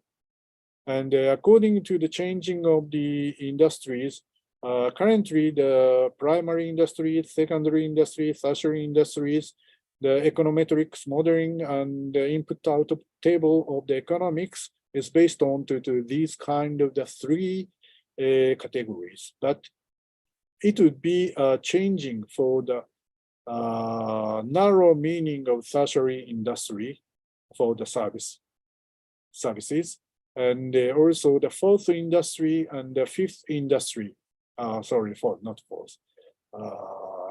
Quaternary industry and the fifth industries will be factual information treating likewise. And Professor Kanegae, hi. We have a limited time, so Yeah. already past 3 minutes, 5 minutes. Yeah, okay. Okay. So, but it's okay. I will finish. Simulation gaming is this one. Usually the simulation itself and the gaming, but the simulation gaming is overlapping in this place. And especially for the human participated simulation is most important thing for the combination with the prediction for the future issues. So this is a Clark community land use game of the board game, famous one, very old one, 1958. And the SimCity, you are familiar with. And also I developed for the gaming simulation exercise, likewise this one. Is also if you are interested into the Pangea gaming simulation, the UNESCO's encyclopedias, you can see my game. So, and also the drill for UNI STL ADPC type of the gaming simulation drill. And also the disaster imagination game for the participant, but it's okay. Yeah. Okay, I will finish. That's all. Okay. Thank you. Thank you, Professor Kanegae. So I think also excellent, like the previous professors, Professor Toyoda. We can see, I hope all of us is now a little bit familiar. So what is actually game simulation, which is in the first by Professor Toyoda telling us that this is a kind of model to predict the future and can be used for planning. And then Professor Kanegae more deeper into how it connected to planning in the future and what is happening. One thing that interesting, what is Professor Kanegae says about the fail of a smart city of Toronto. So that's affect my mind, because we are now also planning a new capital, which is supposed to be hopefully going to be the smart city. Okay, from the first and the second, we will go to the question and answer, but please hold for the all participants, because there will be another the final cake from Professor Paola Rizzi from Italy, which is I saw her on the screen already. But before to Professor Rizzi, we need to have a question of answer. On the other hand, there is the committee, the administration Pusbindiklatren would like to have a little bit some minutes to explain the new program to all participants. Please go ahead, Bu Jelita. Ibu Jelita, on the job training for all the participants. Ibu Jelita. Oh, I lost my contact. Hello, everyone there. Budi, we will prepare the video for on the job training. Please wait a minute. We will prepare. We will share to you the video on the job training. Okay, because they will finish at 1 o'clock, maybe everyone can go. Training dalam negeri 2023. Okay. Pusat Pembinaan, Pendidikan, dan Pelatihan Perencana Pusbindiklatren, Kementerian PPN atau Bappenas, memiliki fungsi sebagai instansi pembinaan jabatan fungsional perencana JFP dan pengelola program beasiswa pendidikan dan pelatihan, selalu berkomitmen untuk meningkatkan kapasitas sumber daya manusia, termasuk melalui metode non-klasikal seperti on-the-job training OJT atau magang. Tahun 2023 ini Pusbindiklatren membuka kesempatan bagi ASN perencana untuk mendaftar dalam program OJT luar negeri dan OJT dalam negeri. Program OJT ini ditujukan untuk menambah keterampilan perpindahan pengetahuan, transfer of knowledge, dan pengalaman, melengkapi aspek praktis, learning by doing, dan penguasaan pengetahuan kerja yang bersifat lebih implisit, tacit knowledge. Pusbindiklatren menggandeng pemangku kepentingan dari kementerian, lembaga, Pemda, perguruan tinggi, serta lembaga non-pemerintah sebagai mitra OJT. Peserta yang terpilih diberikan kesempatan untuk magang di instansi tujuan. Terdapat 3 tipe pilihan program OJT dalam negeri, yaitu OJT reguler, OJT kolaborasi, dan OJT penelitian kebijakan. OJT reguler merupakan jenis OJT atau magang yang mengharuskan peserta bekerja dengan tujuan memperoleh pengetahuan seputar isu, kebijakan, metode, pendekatan, sistem, penyusunan perencanaan pembangunan, atau topik lainnya terkait perencanaan pembangunan dengan durasi magang 1-3 bulan. OJT kolaborasi, jenis OJT atau magang yang mengharuskan peserta belajar sambil bekerja dan sekaligus melakukan pendampingan atau bimbingan teknis kepada institusi mitra dalam rangka meningkatkan pengetahuan, keterampilan, dan pengalaman peserta di bidang perencanaan pembangunan atau topik lainnya terkait perencanaan pembangunan dengan durasi magang 2-5 bulan. OJT penelitian kebijakan, jenis OJT atau magang yang mengharuskan peserta belajar sambil bekerja di bidang penyusunan desain penelitian, pengumpulan data, pengolahan dan analisis, serta penulisan makalah penelitian, research paper, makalah kebijakan, policy paper, naskah buku, dan sistem atau aplikasi inovasi yang terkait dengan perencanaan pembangunan, durasi magang 2-5 bulan.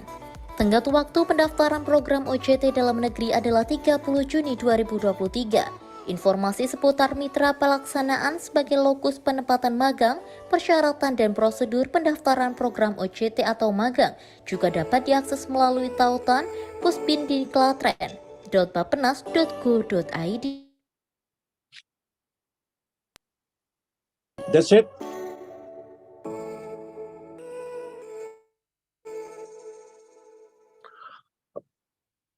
Okay, so I hope that's going to be interested by all participants, that everyone has a chance to has the OJT in Indonesia or abroad. Okay, let's move on into the question and answer about maybe 20 minutes. So on the lecture 1 and lecture 2 from Professor Toyoda and Kanegae, please raise your hand or just speak out. And then we continue into the last one from Professor Rizzi. Okay, question and answer is open. Anyone? Just speak out. Maybe if I have problem in English, then Ibu Jelita will translate it into English. Saya sudah raise hand, Pak. Oh, silakan. Go ahead. Pak Fatoni juga udah raise hand tuh. Oh, okay, it's not seen here. So go ahead first to Pak Jusni. I think it's your turn. No. Baik, terima kasih. Okay, go ahead. Assalamualaikum warahmatullahi wabarakatuh. I must say, I really to congratulate the Puslit because I really did enjoy the presentations. Thanks a lot to the 3 presentations as well as to Pusbin and Pak Budi. I must say that the questions are not, my questions are not related to the urban development, as my colleagues have more interesting questions because I'm not into the urban development. First, I would like to see. I don't think Professor Yusuke Toyoda-san is here anymore, ya Pak Budi ya, because I think he told us that he had he's having now a meeting for the with the university, but actually Pak Budi or others can help to answer that. Professor Toyoda-san reminded me with some of my experience, especially in the previous slide.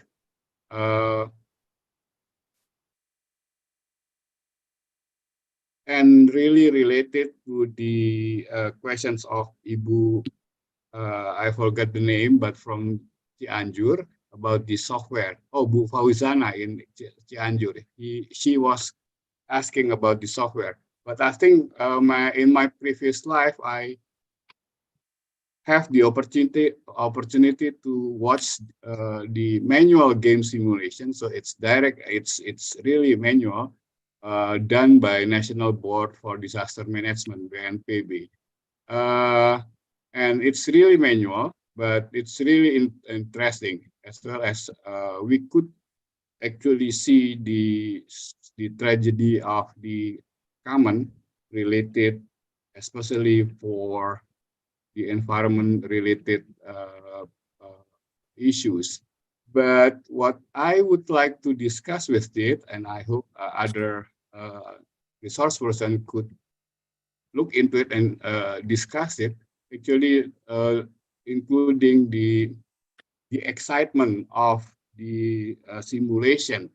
I would like to know whether we could learn from the excitement of the gaming manual simulation, and I think we could also know the lesson learned to maintain the excitement, because when the excitement arises, typically some of us are not very, rational.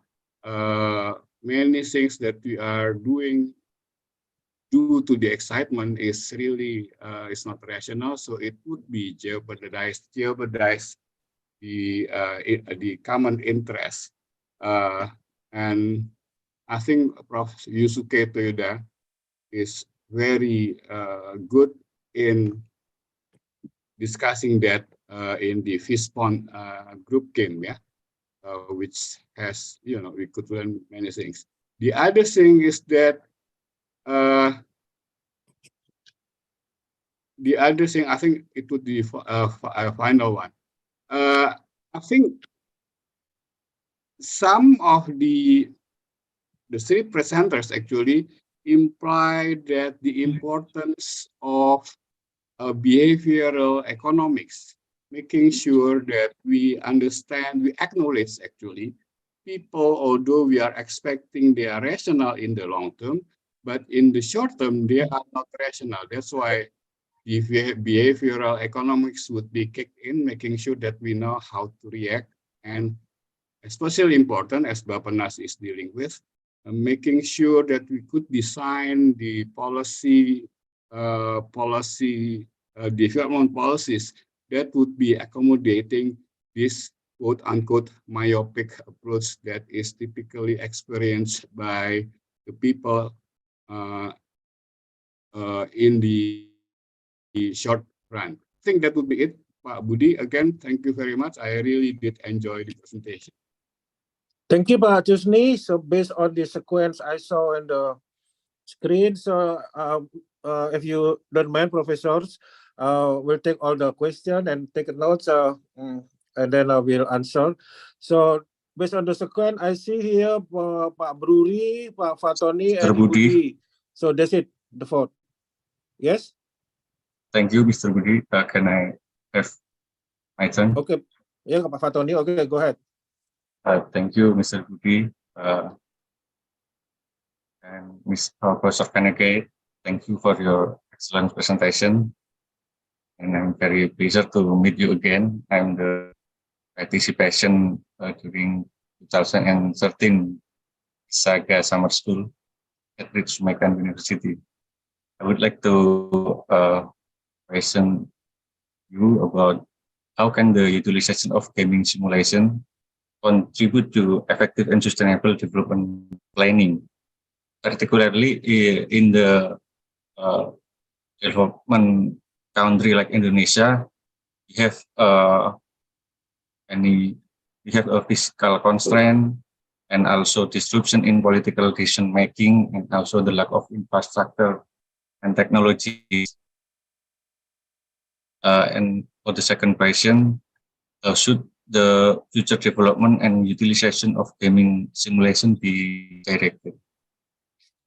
Thank you, Professor Kanegae and Mr. Budi. Back to you. Thank you, Pak Fatori. And then we move on to Pak Bruri.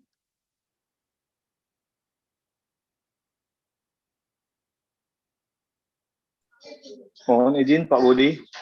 Ya, silakan Pak. Go ahead. Konnichiwa, Sensei-san. Hisashiburi desu ne. O genki desu ka?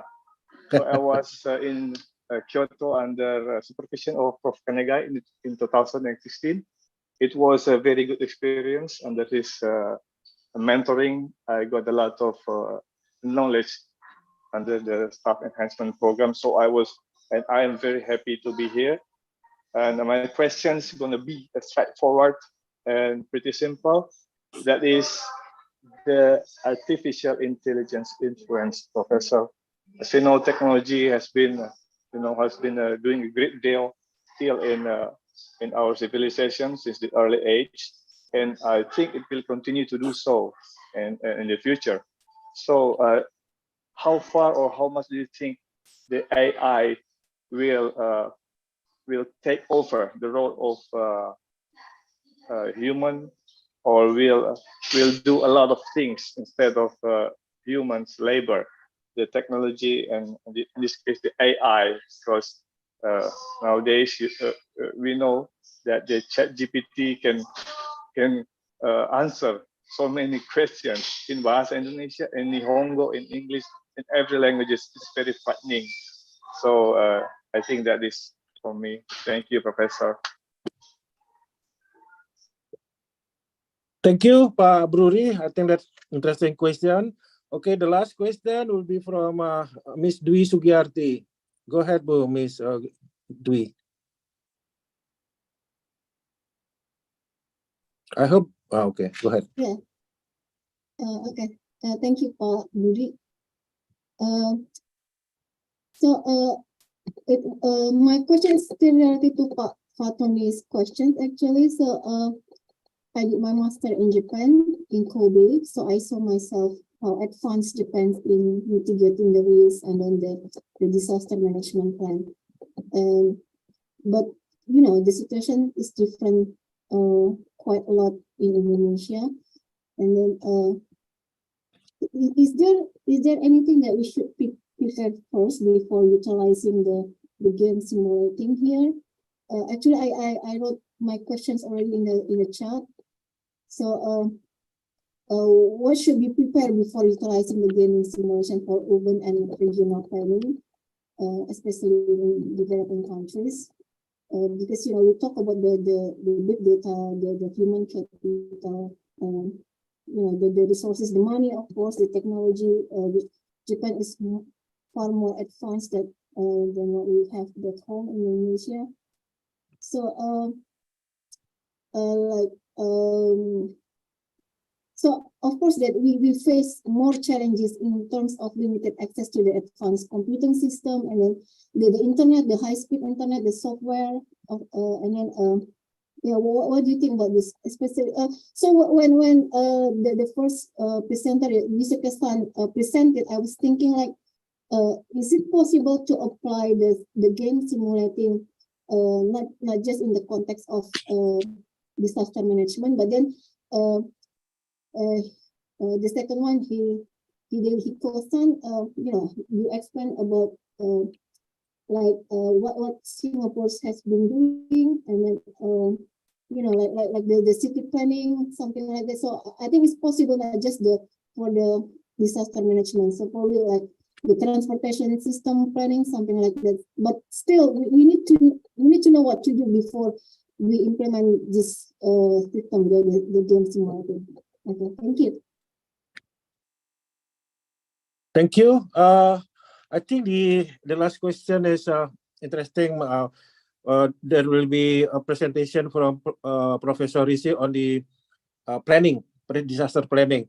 So now I give the floor to the Professor Kanegae and Professor Toyoda to answer and discuss the question. As a fourth question actually. Please, Mr. Kanegae or Mr. Toyoda, your floor.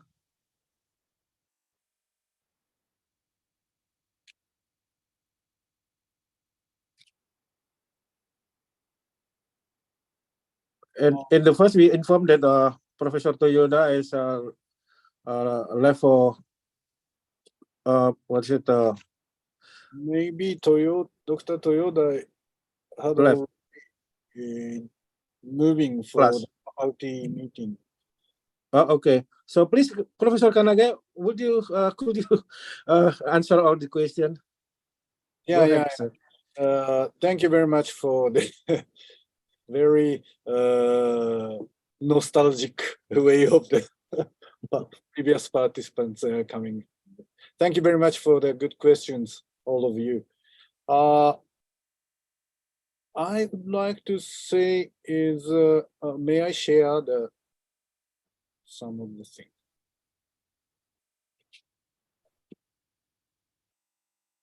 Can you see? Not yet. Can you see my slides? No? Not yet, sir. Professor, I think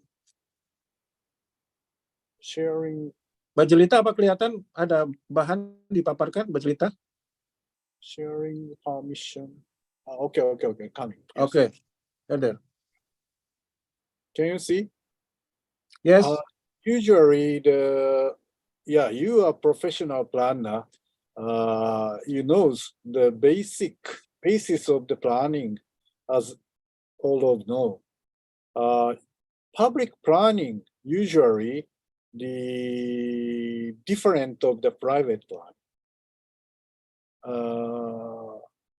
Private planning can be changed without any authorization process, like your family planning, what you would like to buy your car. You can change, not the Honda, to change the Toyota motor. You can easy to change, but in the public planning process, once authorized and the decided plans should be achieved until the target will be achieved. That is very different thing of between the private and the public planning. And also in the long-term planning, usually we use for the this type of the blueprint style of, sorry.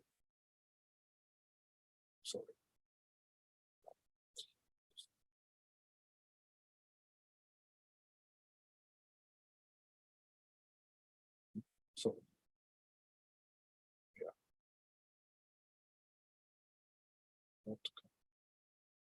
This one. Usually, the long-term planning should be based on the prescriptivism, which is likewise purposive instrumental rationality is the key for the long-term planning. But in the short-term planning, anyhow, we need to be facing on to the not the best solution according or based on the purposive instrumental rationality. For instance, construction, I told about prediction simulation for the 3 lanes, whether 3 lanes or 2 lanes is enough or better or best. For the sense, as maximum as we can, 5 lanes or 6 lanes construction of the highway for one direction is better. But we have a limitation of the budget or land size and so on. Then we need to decide for the matching of the better solutions. Yeah, of course, in the professional sense, best solution, but annual probability according to the changing of the sequence of order, as maximum of the fully demands of the traffic jam will be omit. The annual probability of 10th or 20th will be omit. Instead, we can choose. That is sort of political decision making to be predefined of the decision making according to the rational purposive instrumental rationality under the limitation of the budget or constraint. But in the short-term planning, we need to, especially for the postmodern planning rationality on mature democracy, likewise Indonesia, we need to many stakeholders and shareholders, especially in the disaster mitigation planning, reality of the facing of the disasters are citizens. Then those people needs to know and to wish to join for the decision making to their own future. The most of all, the important functioning of the democracy is all of the nation's citizens can participate to choose their own futures, behavior and planning. Of course, sometimes this type of the discussive communicative rationality is just satisfying for the people's discussion. But also, at the same time, the decision making itself is not the best one. Usually, this kind of the mode of postmodern rationality intends to the choosing better or just a nice planning is just selected. In this sense, but the most important thing is any stakeholders, shareholders can commit to assess the future situation and predict one's own future situations and communicate each other. That is also important thing. That is the first question. And the second is also the AI. AI itself will be served by any types of, but it would be better to be more deeper consideration before not easy using. In case of if you would like to use for the generative AI, which is a sort of the learning machines, any kinds of the confidential documents, secret issues will be once your government official input to transfer to the generative AI. Generative AI at the same time learn everything to record everything, which means to the giving your information makes to giving chances to releasing of the confidential issues to the other user of the generative AI. Generative AI itself doesn't have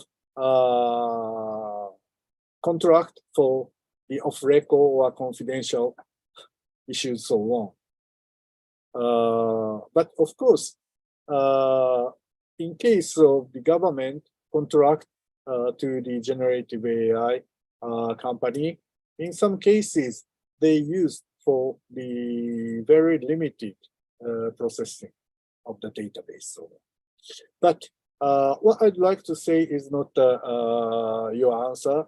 We cannot stop for the using new technology of AI into both city and nation and also the government itself. Government needs to use those kind of the intelligent machine of artificial deep learning algorithms, so on. But whether you can use it needs for more legislative and technological assessments are needed before for the fully fully using of the generative AI into your job. But in personally, you can use for many of the draft making or data corrections for the preparation of the making your proposal or something. But don't input your confidential issue or terminology itself into the generative AI is my recommendation. But at the same time, AI itself, would be giving some chances to us for the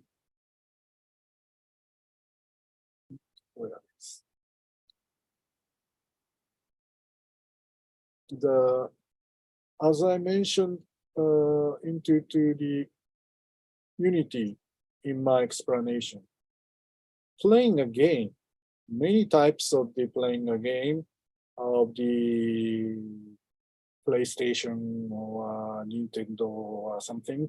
Currently, the many game and gaming packages are developed by this unity. This I mentioned more than 50,000 entities. Of course, automatically AI can also produce this. But at the same time, these agents as an avatar in a game is also the real players can be joined together.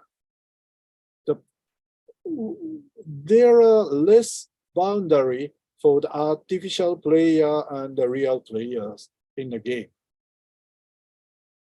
This shows us the very complicated situations of who is a real person. In some future, but they wouldn't decide to setting of the goal itself. Playing a game itself is solving or achieved for the goals. But the goal itself could be provided by the human beings right now. In the future, I'm not quite sure, but anyhow, people would be setting of the goals. That is also important function of the planning. And also the planning, I mentioned the previous answer for the long-term blueprint style of purposive instrumental rationalities showed to us setting a goal and to be achieve the goals to reality, which is the end of the planning.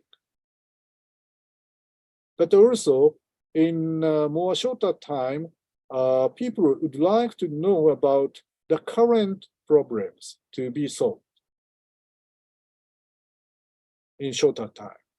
Yeah, of course, in disaster phase, people for the evacuation refugees management, all of the shareholders of the evacuees are needed to discuss, but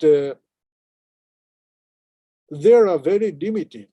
Baby is crying, need to the milk, okay, but people are just talking, discussion is enough? No. Under the limited time, anyhow, we need to decide. Of course, discussion opportunities and channels are needed, but we need to be taking a trade-off in between the limited time to be providing milk for the baby, at the same time to solve for the elderly people's healthcare issue, water supply, or rescuing for some of the damaged person. There are many things occurred at the same time in shorter time. We need to make a prioritized to be solving ways and also allocate many of the resources at the same time. So in this sense, AI will support to the urgent issues in evacuation refugees according to the algorithm and some of the artificial intelligence giving some many important hints to save the of the many people's life. And also virtual Singapore itself intends only for the regular, that means to the peaceful time planning management platform, which of course the pipeline of the water supply or pipelines of the gas or something is also giving some hints for the urgent maintenance of the repairment of the things. But platform itself intends to be a simulation in case of the redevelopment or a new redevelopment of the building or elemental structures. Not it didn't intend for the setting a new design for the infrastructures. Infrastructures or some other combination of blockwise, area-wise of the designs should be given into the platforms as an assumption, so on. Then, in case of the using for the disaster mitigations, already in Department of Firefighters or rescue teams, they use the 3D mapping of the suggestion for the driving ways of the routing map to the ambulance cars or so on. But in case of the disaster, especially for the catastrophic disasters, unfortunately, the current AI doesn't fully supported irregular type of the uncertain issues.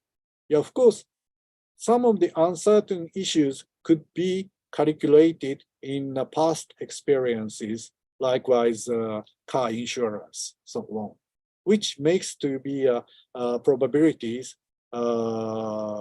divided by the category by car types or crossing point or road points, so on. But unfortunately, calculatable, computable probabilities could be changing into the risk, clear risk, for sure risk. But in disaster case, we need to know about how to manage for the uncertain issue, uncalculatable risk, so on. In this sense, so the unfortunately, the Dassault systems is insufficient for the uncertainty issue right now. That is the same as the GE Aviation's digital twinning system of the in case of the emergency, but someone who already prepared for the risk management for the restarting, fire extinguish of the engine, or gas turbine engine, or restarting of the gas turbine engine, or changing of the pump, or the many kinds of the circuit will be changed for the from the regular one to the backup one. Those things could be, but those things had already simulated, estimated, and setting for the management. But uncertain issue couldn't be do it by GE Aviation engineer, so on. Yeah, of course, not only for the pilots, but also the GE engineer can support in case of emergency. Of course, the final rescue way is the people joining ways. That is my current answer for all of people's questions. Thank you. Thank you, Professor Kanegae. Thank you very much for all the presentation. Please convey to Professor Toyoda. We are so proud and happy to you too presentation, and in fact, it's increasing our knowledge and capacity on the disaster management planning. Thank you very much again, and hopefully, I don't know, in Indonesia, we usually expecting we can meet in the future and some kind of it. Okay, thank you very much. And maybe you are not heard over there, but we are clapping hand for you and Professor Toyoda. Thank you very much. Okay, ladies and gentlemen, we are now going to be in the last session of the presentation, and we promise to finish at 1 o'clock, including the question and answer. The next will be from the title we can see actually the how can we formulate the disaster management based on the gaming simulation into planning. That's what I understand from the title. But let's see, let's hear what actually about it from Professor Paola Rizzi. Professor Paola Rizzi, she's from University of Sassari, ISAGA. Let me read her summary. She's a professor of urban design and planning, graduated in urban planning at the UIAV, Venice, Italy, and in business administration at the CUOA, Italy. Associated professor at the Sassari University, currently working at the Department of Civil Construction and Architecture and Environmental Engineering at the University of La Aquila.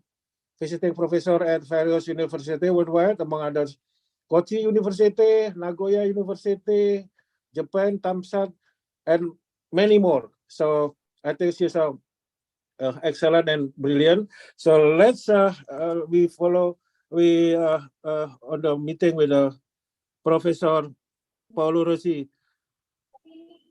Floor is yours, Professor. Thank you so much. I would like to thank you and all the organization for the nice invitation. If I can share my screen, I would like to do it. Sorry. Okay.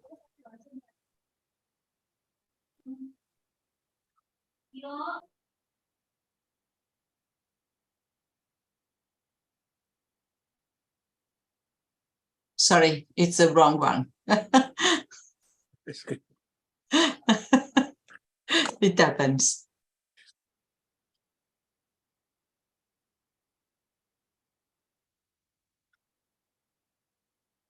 Sorry, just one moment, because when you are waiting, you're doing a lot of things, and Yeah, it's okay. Unfortunately, Yeah, you've been patient from it's in the morning, so we're also patient to waiting for you. Go ahead. Thank you very much. Yes, this is, here it's 6:30 in the morning. Okay. Can you see my screen right now? Yes, Professor. Okay.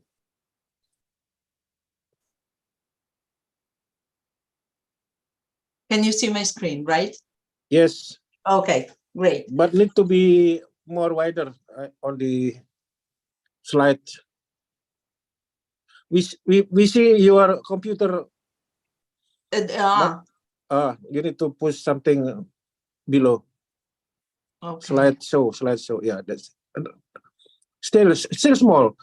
Please click the slideshow.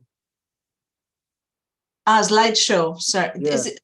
Can you see it? Oh, you're using the words. Okay, whatever. Go ahead. I mean, we can understand. That's it. Okay, because what I'm talking about is PPT, PowerPoint. Yes, but you it's are PPT. I can transform in PDF quickly and show PPT. Is fine. Yeah, please do, because PPT is Okay. better. PDF is better or PPT is better? PPT doesn't matter, but PDF. usually PPT. Okay. Yes, Let's PowerPoint. do it. Now you can see it. Is right? Bagaimana Bapak Ibu? Di tempat saya belum jelas. Sorry, in Indonesia. Sure. Not really clear, but why don't you go ahead, then we just follow. Okay. Good. Sorry for that. Sorry for the troubles. It happens when you are on the other side of the world. Right. Thank you. Thank you very much for inviting me in this meeting.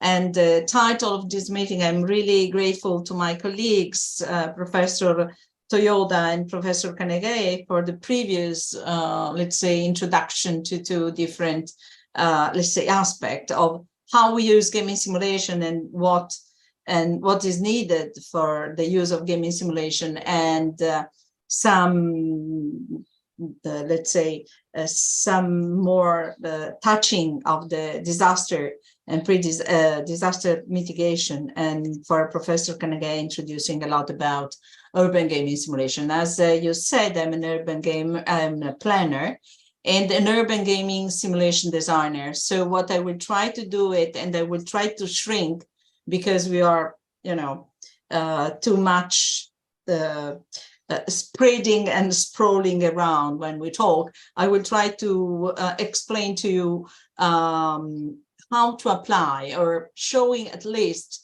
2 examples that can be of use for you and make some advice for you.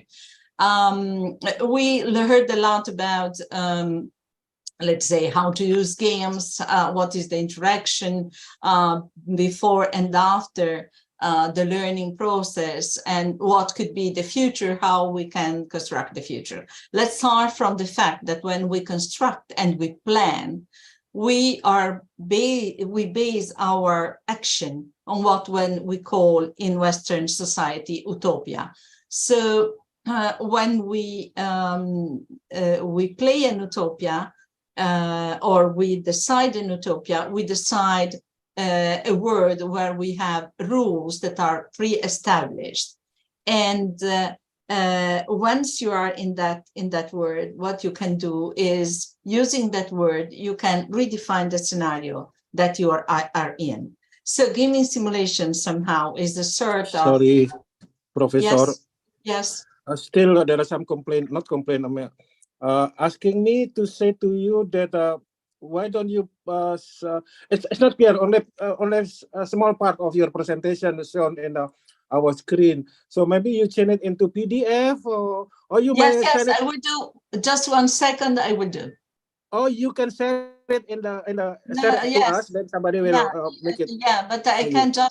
just print the PDF and do it. Okay. Okay. No Sorry about problem. that.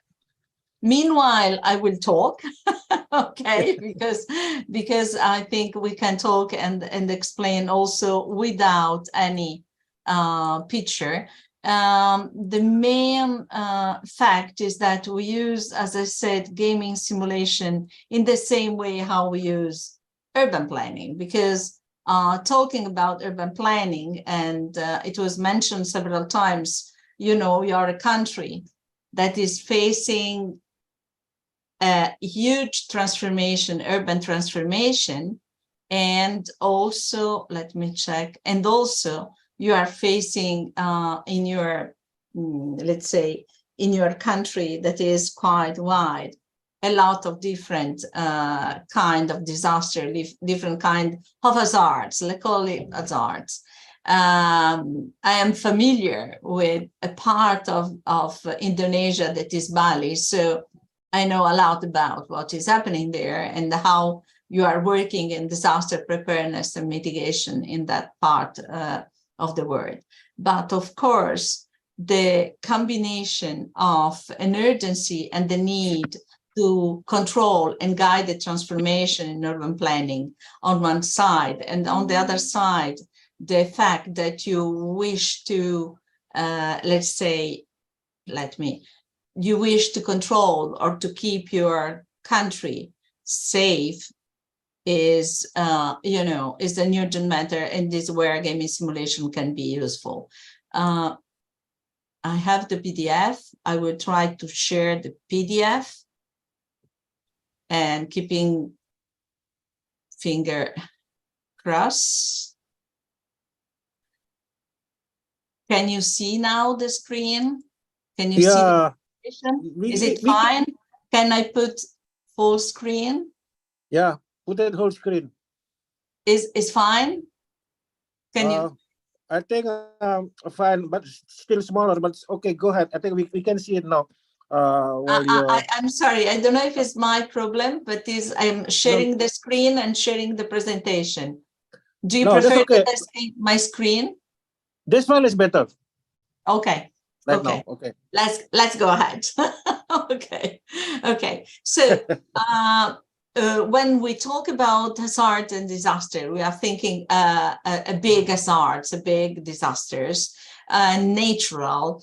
And even when we talk a man-made disaster, what we think is, you know, the action, the way how we are using the nature. But there is a sort of man-made disaster that is some part of the world are facing, that is like, for instance, the tourism or the mass tourism. And this is where, for instance, we designed for, you know, two different games, because I lived in Venice and taught in Venice for 20 years. And Venice, I think you know, is one of the most famous touristic destination and attraction in the world. But it has a limited capacity in terms of space, in terms of infrastructures. So somehow we try to design, you know, combining the two different things, the ideal city and the real city. And this game was designed in the 90s. And I'm just mentioning it for a simple, it was a software game-based simulation. So it means that we play, as you can see here, in person, but we play with the support of like a decision support system with the software. I mention it because here are the places of transformation that in the game in the 90s, we foresee as a sort of critical point. Let's say that after 20 years, more than 20 years, everything happened as we predicted in the gaming simulation, and how the players played in the game. It was not a simulation. It means it's one statical one. It was with the action of the roles, with the action of the players. And the city of Venice is exactly what we were thinking when we played the game. So again, when we talk about gaming simulation, we have this interlaced, sometimes misunderstanding that is important to understand. That is a misunderstanding about what is real world, the reality out of the world, what is the word within the gaming simulation. So the gaming simulation allowed the participants to create a new word, as I said, to create a simulated word where we can enter, we can play following some rules, we can play following some rules, we can make action, even destructive one, but without consequences. That means that as planner is something further, something more than the simple simulation. This is why is called gaming simulation. Again, the gaming simulation doesn't try to imitate the real world, but the goal of a gaming simulation in urban planning is to define, solve, or design a situation complying with its potentiality and all the possible future evolution. So this is why we are using this tool, because this is a tool, and especially we are moving from a really rigid structured gaming simulation that is more closed simulation to a more free-form games in order to understand how to design a scenario, because this is what the planners do. They design scenarios where the different stakeholders, the different decision makers, the users, the final users that are the citizens, can play with, can understand how to play it, can understand how to share that scenario. So it's a part of co-exploration, explorative, let's say, environment. We heard about Toyoda Sensei talk about gaming simulation language, quoting Professor Dick Duke that wrote the book Gaming Future Language. What I move a little bit further because I'm talking about gaming as a meta language. So a sort of environment where we can, as clubbers pointed out, construct a common language in order to design environments that help us to face and solve problems, or to understand, as I previously said, potential. Another important thing about the use of gaming simulation as a meta language is that is able to avoid misunderstandings, because in let's say in urban planning, the disruption, misunderstanding, misleading of communication is one of the crucial points, because it's not only regarding the interaction, but is basically regarding the basic information. Gaming simulation, defined by Dick Duke, is what is a situation room that includes a significant model of reality, that is the simulation, that is put in action by the rules of the game, and where the participants decide and move into action this simulation. I don't want to, let's say, enter more in this. You will see that all of us, gaming simulation designer or gaming simulation theorists, we have our own taxonomy of gaming simulation. And in my understanding and what I developed in the last 30 years is this definition and this classification of what is a gaming simulation.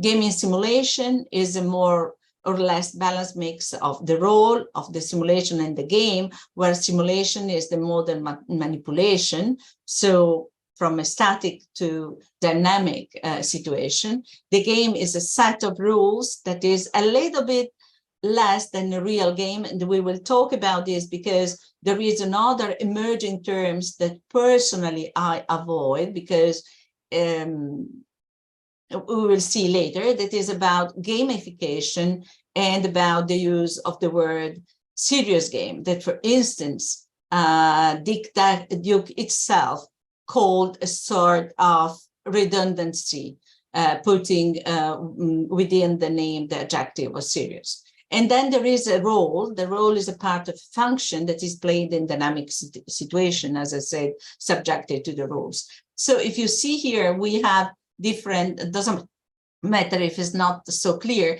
but let's say is the taxonomy of different tools that we can have when we combine simulation, role, and game. When those three elements are, let's say, more or less balanced, they are gaming simulation. When they are more shifting on the, or emphasizes the role, they are more role play. When they are more structured or pushed on the game structure, they are more close to the exercise that are called, that are belonging to the game theory. Gaming simulation is especially used for its potential as meta language in the participatory planning, because in participatory planning, basically what is done is to exchange, to communicate, to exchange, to absorb, to invent, let's say, new information, new perception, new behavior. So the gaming simulation participatory planning is especially used because it's put together targets with really diversified language, but also with a really diverse understanding of what is real world and what is the so-called expert knowledge and common knowledge. I will show you a gaming simulation that was developed in its application by Dr. Pompisi Tuhiakern from Thammasat University during his PhD, but what he was facing during his PhD, it was the transformation in urban areas by the presence of important numbers of immigrants. So, and in a society like in Thai society, not only Europe, but also some Asian society, Japanese, Korean, and Thai society are aging and are entering in hyper-aging society. So as you can see here, Bangkok is somehow a sort of hub for different routes, and there are migration that are coming to the nation that are important numbers and growing numbers in the country. There is a specific area that Dr. Tuhiakern was studying that was in Chiang Mai province. So these are the aspects of the immigrants in Thailand that, you know, the condition almost they frequently, not almost, it's wrong, frequently they are illegal immigrants. All the study in this phenomenon are always focusing in minor issues and illegal issues and the healthcare problems. So they are not really focusing on the space or the use of the space or the, let's say, the place itself. There are, of course, the immigrants, the stigma of alien residents, and also there is no understanding of the potential of these newcomer, because often among them there are skilled people, or even if they're not skilled people, they can be entering the system with a skilled practice. check what was the presentation about by Professor Kanegae before. So the local community integration, meanwhile, at the national level, the integration was an issue and they tried to treat with it. At the local level was completely neglected. So the immigration and sorry, there is a problem with the slide. So these were the issues that has to be solved and the problem of the immigration. So there are the normal one from there is a social tension, but they can solve the problem of the shortage of labor. There is a ghetto and segregation, but maybe the diversity brings competitiveness and entrepreneurship. There is a shortage of services for the newcomer, but maybe there could be a solution for the aging society. There is a pressure in local community level, and maybe they could be transformed this neighborhood in a new diverse neighborhood, and so on, and till the end one, that is the problem of intolerance and xenophobia. This is some quotation what and how we try to apply the diverse neighborhood design principle in this place, and we decide to divide into physical context and non-physical context, and how we can, frame those issues in our work. Chiangmai is the case study, as I said, and we conduct immigrant citizenship surveys. Of course, these immigrants, were legal immigrants. They were there with the permission of state. So what we found is that what they found in the space around them is that there was a lack of public transport. That is the first one, not access or less access to the public space, to the schools, and to the training, also the training services, little, if nothing, about civic participation and public participation. They do not have any access to skill training, and there are much power of the authorities on, reunion of family if the father is coming in the country, and so on, about citizenship and others. And they were not so diverse. As I say, they come from Cambodia, Myanmar, Cambodia, Laos. So they were not so far. But for instance, there was a problem of language, so how to learn Thai. So we identified the potential factor and the fact that there were absent in the community. And this is one of the examples. We had some meeting with the leader and with the community. This is the situation of the public space. As you see, they have no access to the public space, there are separation, and so on. So we use gaming simulation as implementation tool to design scenario, to put people in contact, to start to envision together. So as you heard, talking about learning by doing, multi-log conversation, this is one of the findings by Professor Duke that talk about multi-log conversation, contemporary at the same time. So the fact that playing the role, you swap in shoes and you put in the shoes of the other, and somehow you can experience new knowledge. And this is could be a leverage for innovation. And also, last but not least, you practice brainstorming together. So this is one of my, let's say, strong belief is that gaming simulation is very useful tool and essential to understand and study. So playing urban gaming simulation, we learn the city, and also we learn the city in order to perceive the risk and vulnerability. This was how the game Arrival city game was developed. We were in 2012.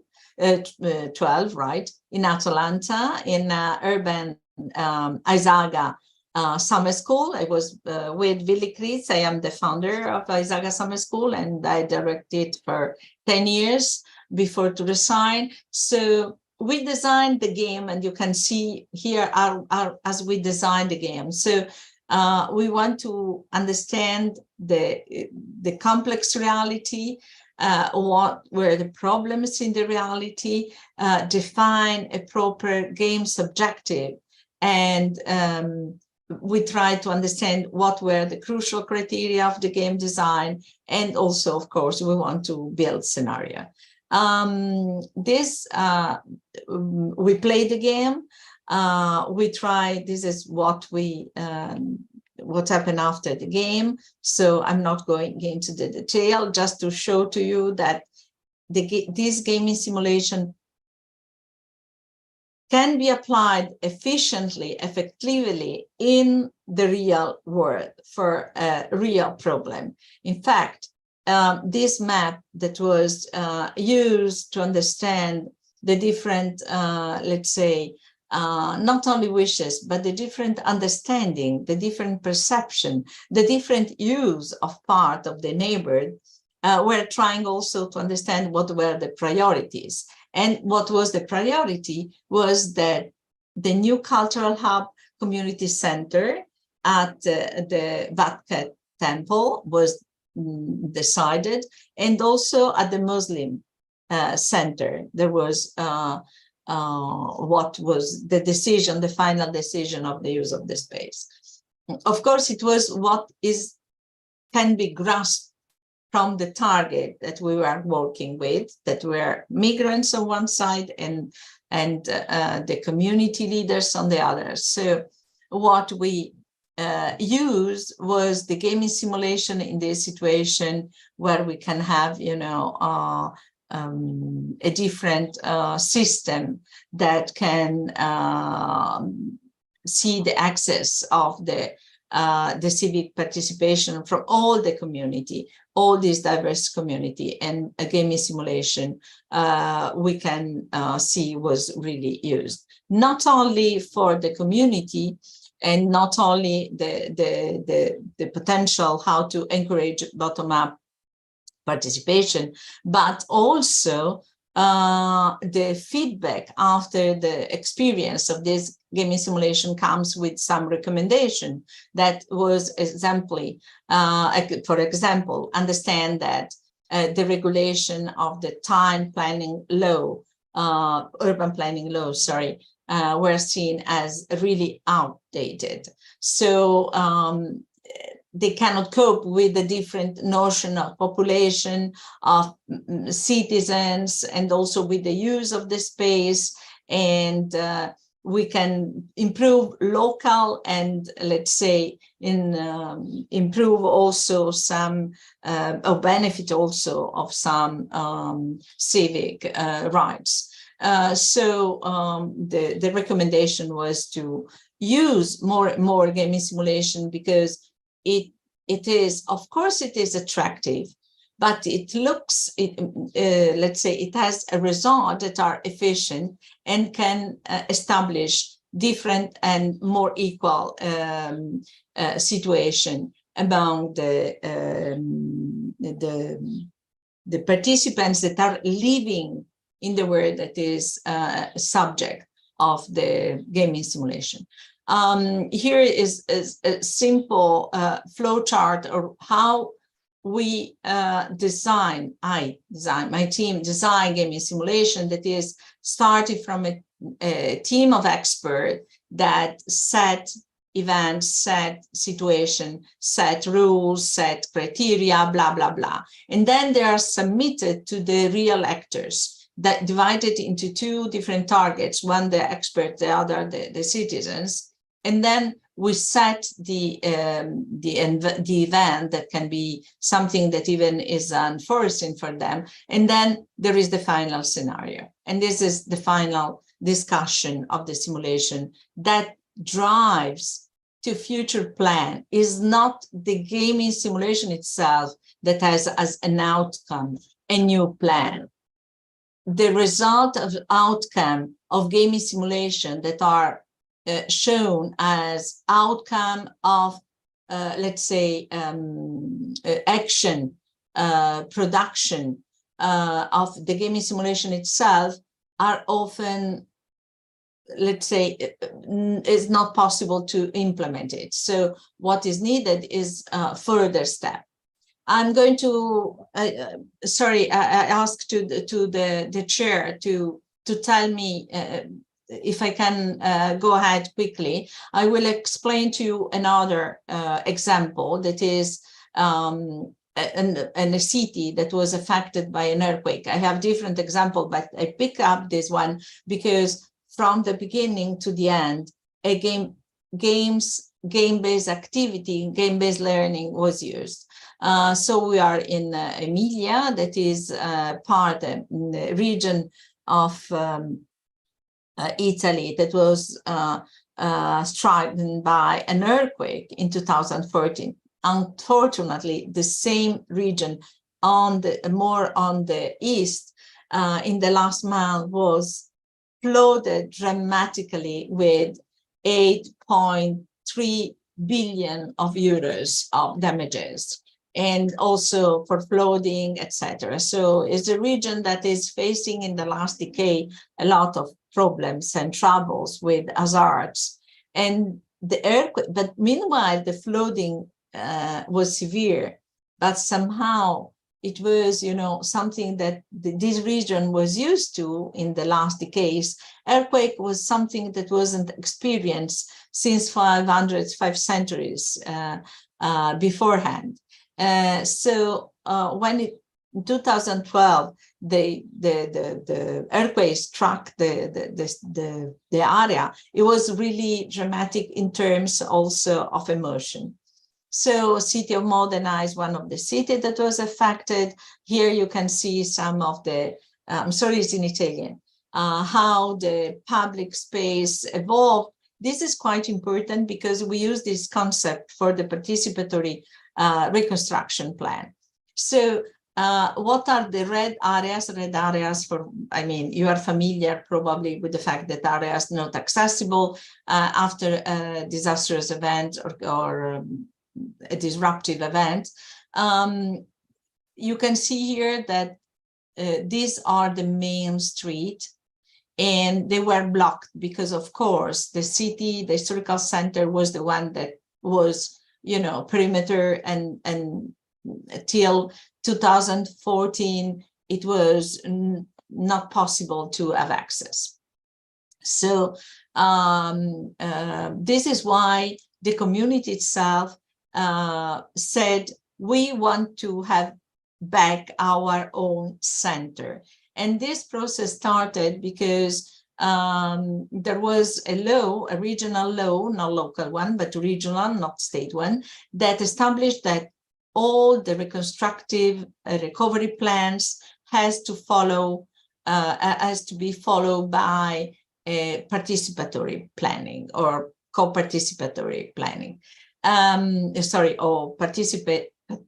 participatory co-planning. So this is what is for us, starting from the public space was important, and public space means from squares. By the way, remember this representation that is corresponding a lot with the evolution that Professor Kanegae showed us. What we start to understand, what we identify strategies and a concept how to use this space, that is this area. This is the main crucial important area of the space, and from that we design an urban regeneration plan of the use of this place with really small urban let's say intervention. In the same city, what we started with, another example that I show is the elementary and secondary school were completely destroyed. So maybe this is dramatic for you, as we know that schools are often the evacuation centers or are signaled as the safe place. So Luckily, there were no problems because it was in the time where people was not there. But this was shocking for the kids. But then the school were constructed. At that point, they want to design the playground with the participatory design, with participatory co-design. That means not only with the citizens that were mainly the families, but with the kids themselves. So we ran an activity that was lasting for 3 years. You have some numbers.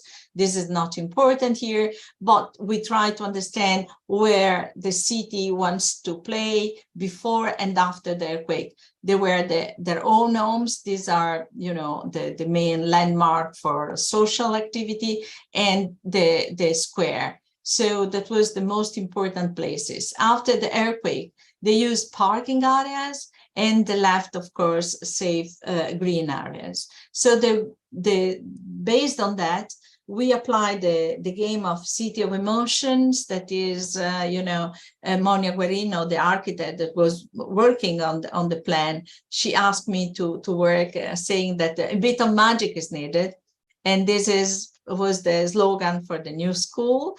And again, you heard Professor Toyoda to talk about perception from individual to community. We use this kind of dynamic, and we use, instead of City of Emotion, that is a quite simple game, we use the Park of Emotion to identify as first the feeling of the emotion, to identify corners that compose together emotions and different, and then explaining different corners, and to evaluate the different scenarios. So there was, you know, they draw the map. You can see here what I discovered.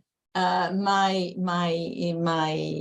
colleagues knows that what I discovered, and it was not a surprise for me, but it seems that it was a surprise for the families, that children want to have a boredom corner. This one, l'angolo della noia, where they can do nothing, just laying down or just contemplating something, or without do any action, impose any action. So then we asked them to compose how they want to compose the corner.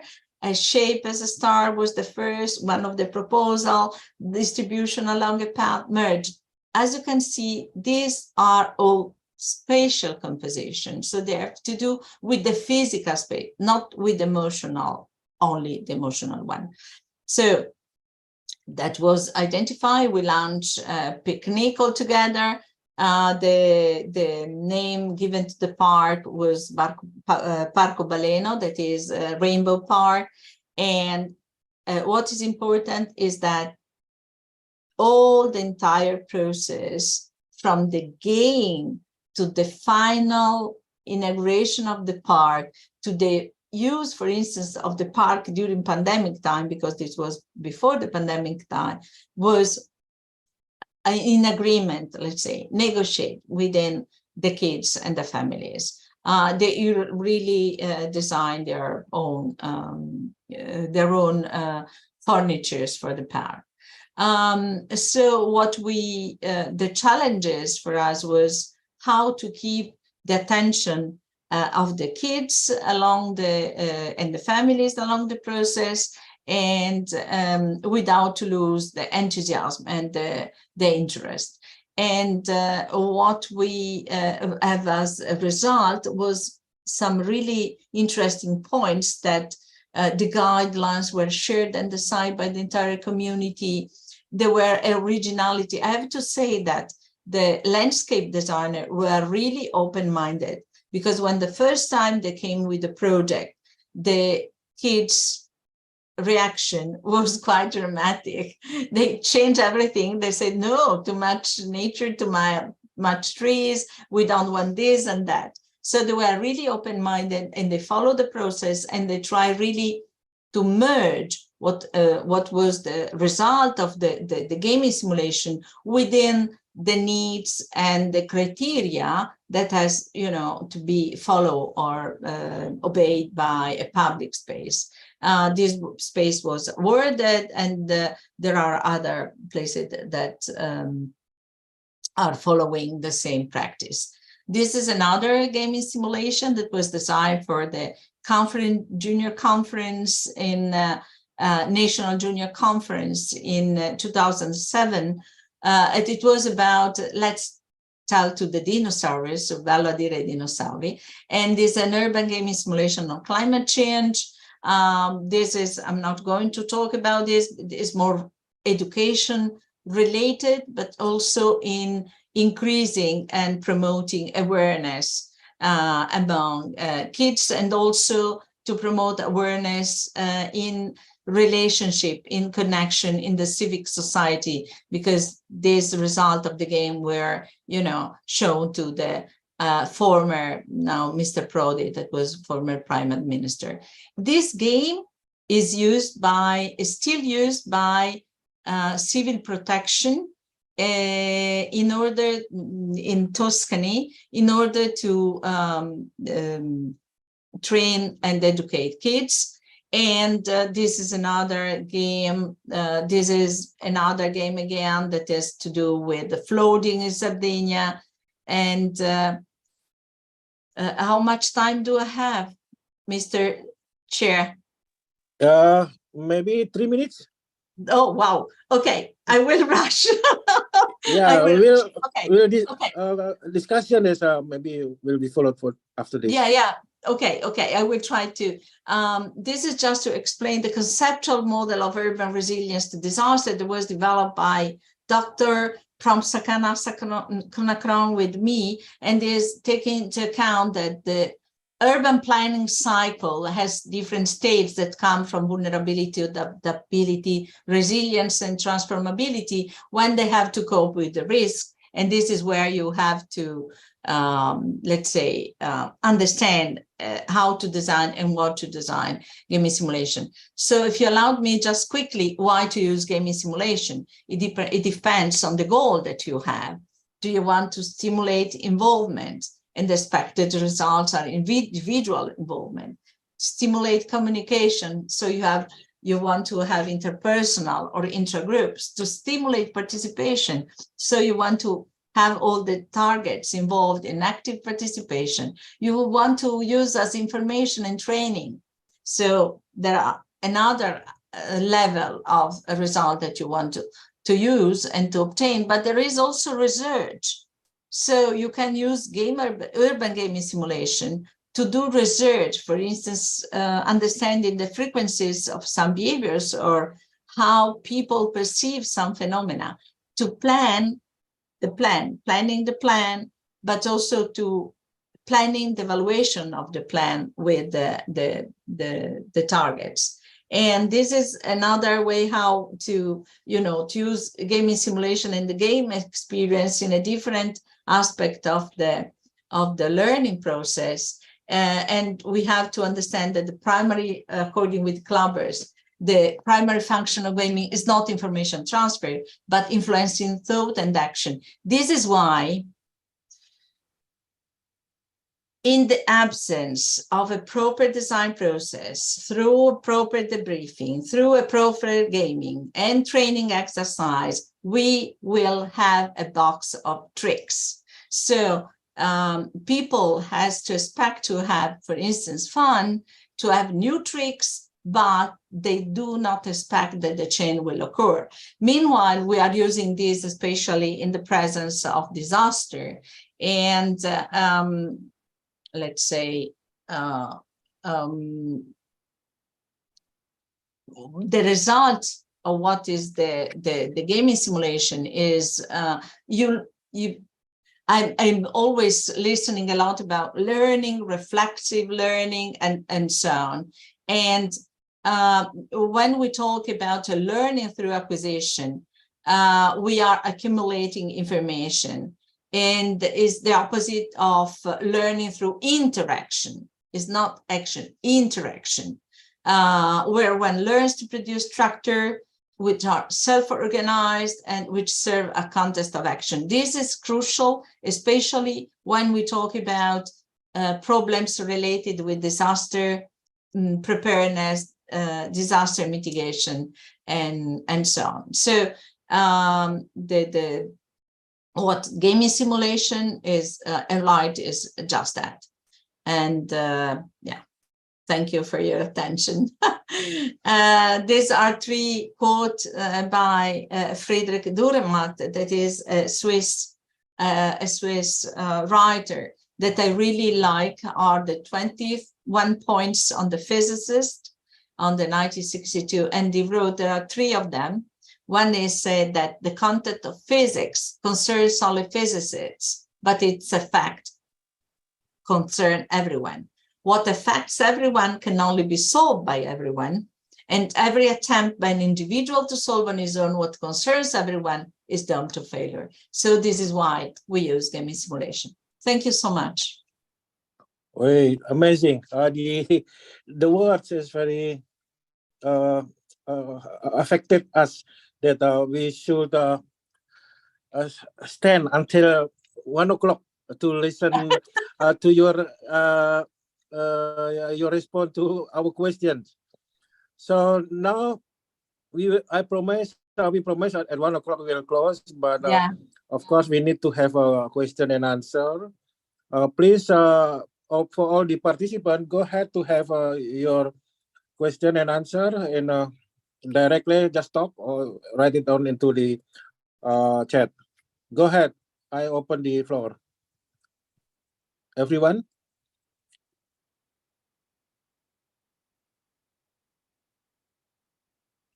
Silakan Bapak Ibu. Bahasa Indonesia juga nggak apa-apa, Bu. Sorry, ini bahasa. Just to answer one question that was not given to me.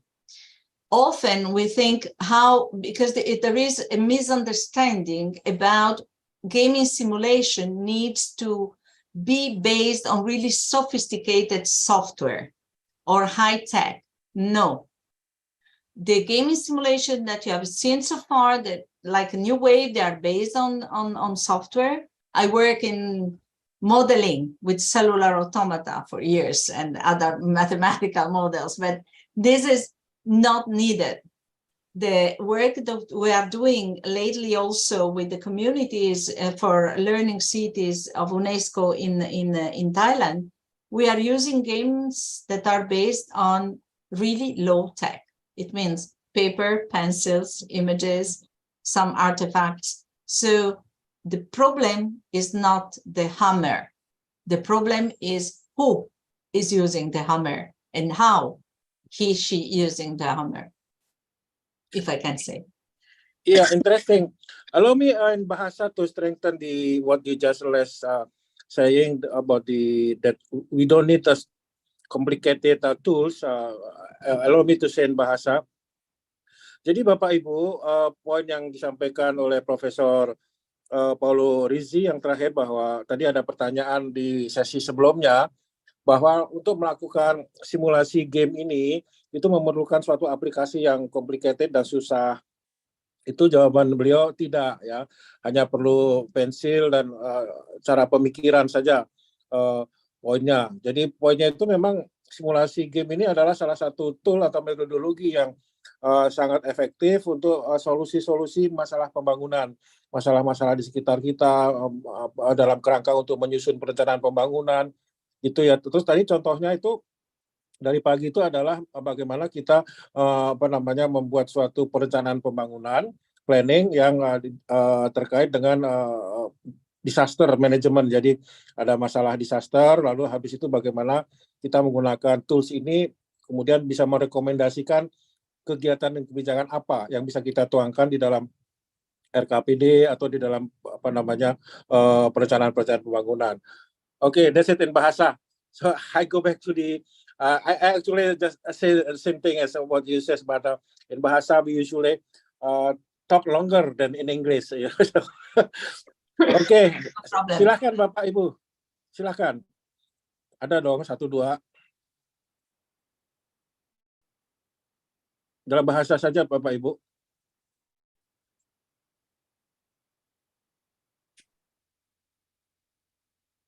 Ini ada Faisal ya, Pak Faisal. Pak Faisal, sampaikan aja Pak di forum Pak. Diketok aja bahasa atau Inggris nggak apa-apa. Pak Faisal? He wrote in the chat ya. Mbak Cerita bisa, karena chatnya nggak kelihatan di sini. I think someone wrote. Oke. Silahkan Pak Faisal. Can I read for Pak Faisal, Prof. Budi? Yeah, go ahead. Yeah. In your presentation, we saw that you involve some participant in the game simulation that I assume they have different roles. What need to be concerned to choose the representative participant in order to obtain the goal of the game simulation? So that is the question from Pak Faisal. Pak Faisal has some problem with audio, so he cannot unmute himself. I will try to tell you what happened. So again, it depends on your goal. So what do you want to do when you want to apply a gaming simulation? If you are working in a participatory process, first of all, normally in all gaming simulation you have roles and the participants has to assume that roles. This is one of the components of the gaming simulation. The roles that they assume are fictitious, could be absolutely, different and not connected with the real world. So you can involve a lot of different targets. But for instance, let's say in Alak, one of my game, or in Vati, you have roles that are the traditional one, like administrators, experts, citizens, stakeholders, minorities, etc. So in this case, it depends who you are playing with, because if you are using this game in order to obtain understanding about the dynamic of a city using local people where there is no, for instance, politician, or there is only representative, you can use the strategy to put the representative in the shoes of the citizens, for instance. The swap shoes is quite a good example. But if you are playing a gaming simulation in order to obtain a share or common goal from different targets, in this case, you don't use roles. You use the scenario itself. I don't know, Budi, I don't know if I made myself clear, because the question is quite, let's say, blurring, is not precise. Yeah, I think that's what Pak Faisal want to find out. But your answer is some kind of there is a condition if you want to apply the game simulation. You're saying that if it is beyond the context of the scope of simulation by asking beneficiaries, then you have to make a scenario. Right. Yeah. Right. Can you just one more time give an example of how can you then choose to use scenario rather than directly 100%? Yeah. Okay. Go ahead. I showed to you the game that was about Venice. Do you remember? I can share my screen. Sorry. Venetia. In that game, if you remember, I was talking about the real places with the real stakeholder. But if I show, it would be better. Sorry.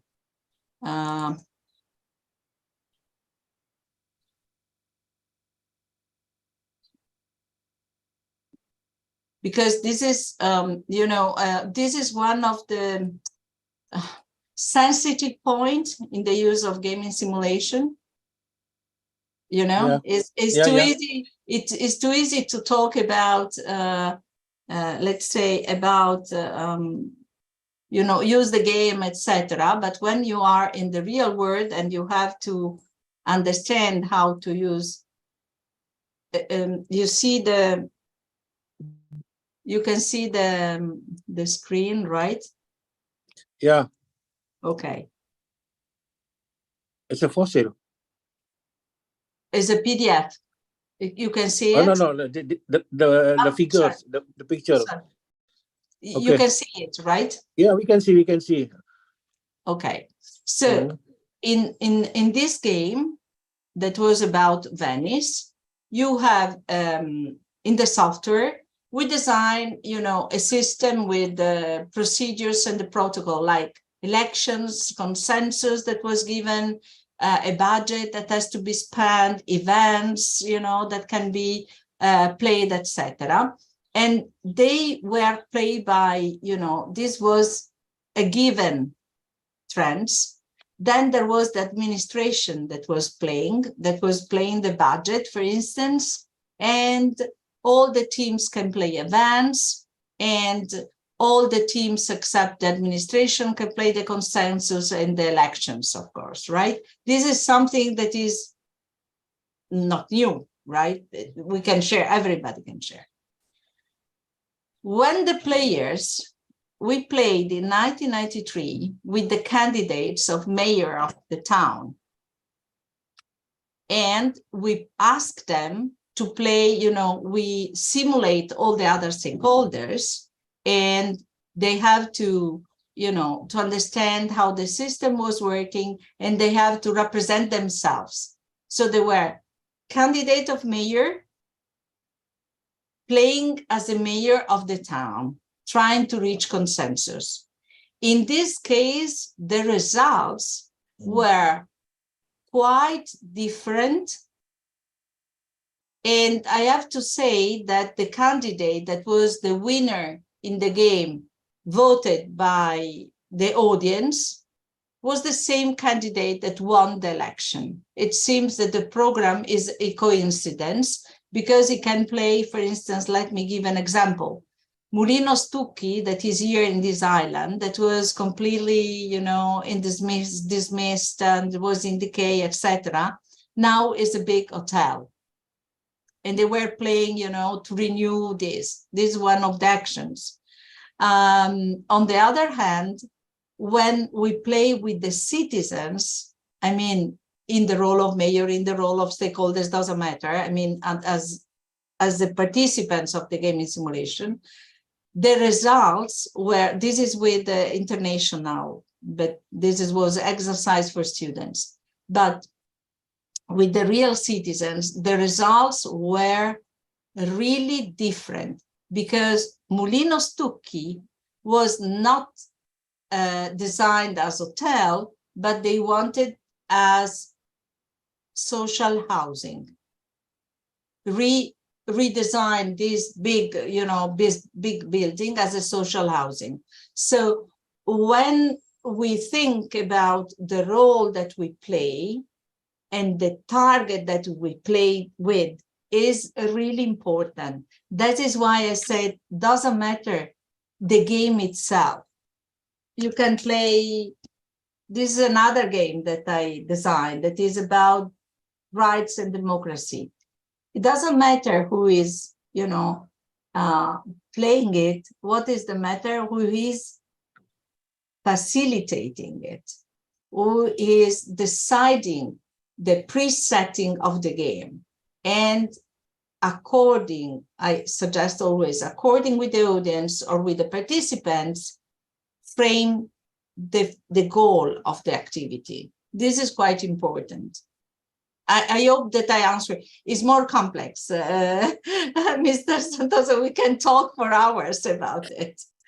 Sorry for my, sorry. Yeah, but the last one that an example in Venice is very, very clear for us that there is many actors in one community, for example. then each actor have their own the opinion on maybe establishing a school or building. Then many actors have their opinion, and then from so many opinion, and then come up into one conclusion. We will do this. That's kind of gaming simulation. Actually, there are some of us maybe already experienced such kind of things. So thank you very much. This is very useful for us. So I guess maybe one more if there is another one, the last one. If not, then we can go ahead with conclusion. Satu lagi Bapak Ibu, jadi gaming itu kalau kita di oke, nggak usah dari saya menjelaskan orang pinter-pinter. Silahkan kalau ada yang menanggapi atau bertanya lagi.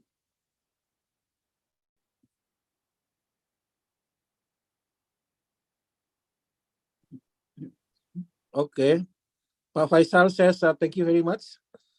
Yeah, it's very clear. Yeah, so in my opinion as moderator, okay, since there is no question, then I promise that I will close at 1 o'clock. But this is need some closing remark from the chairman.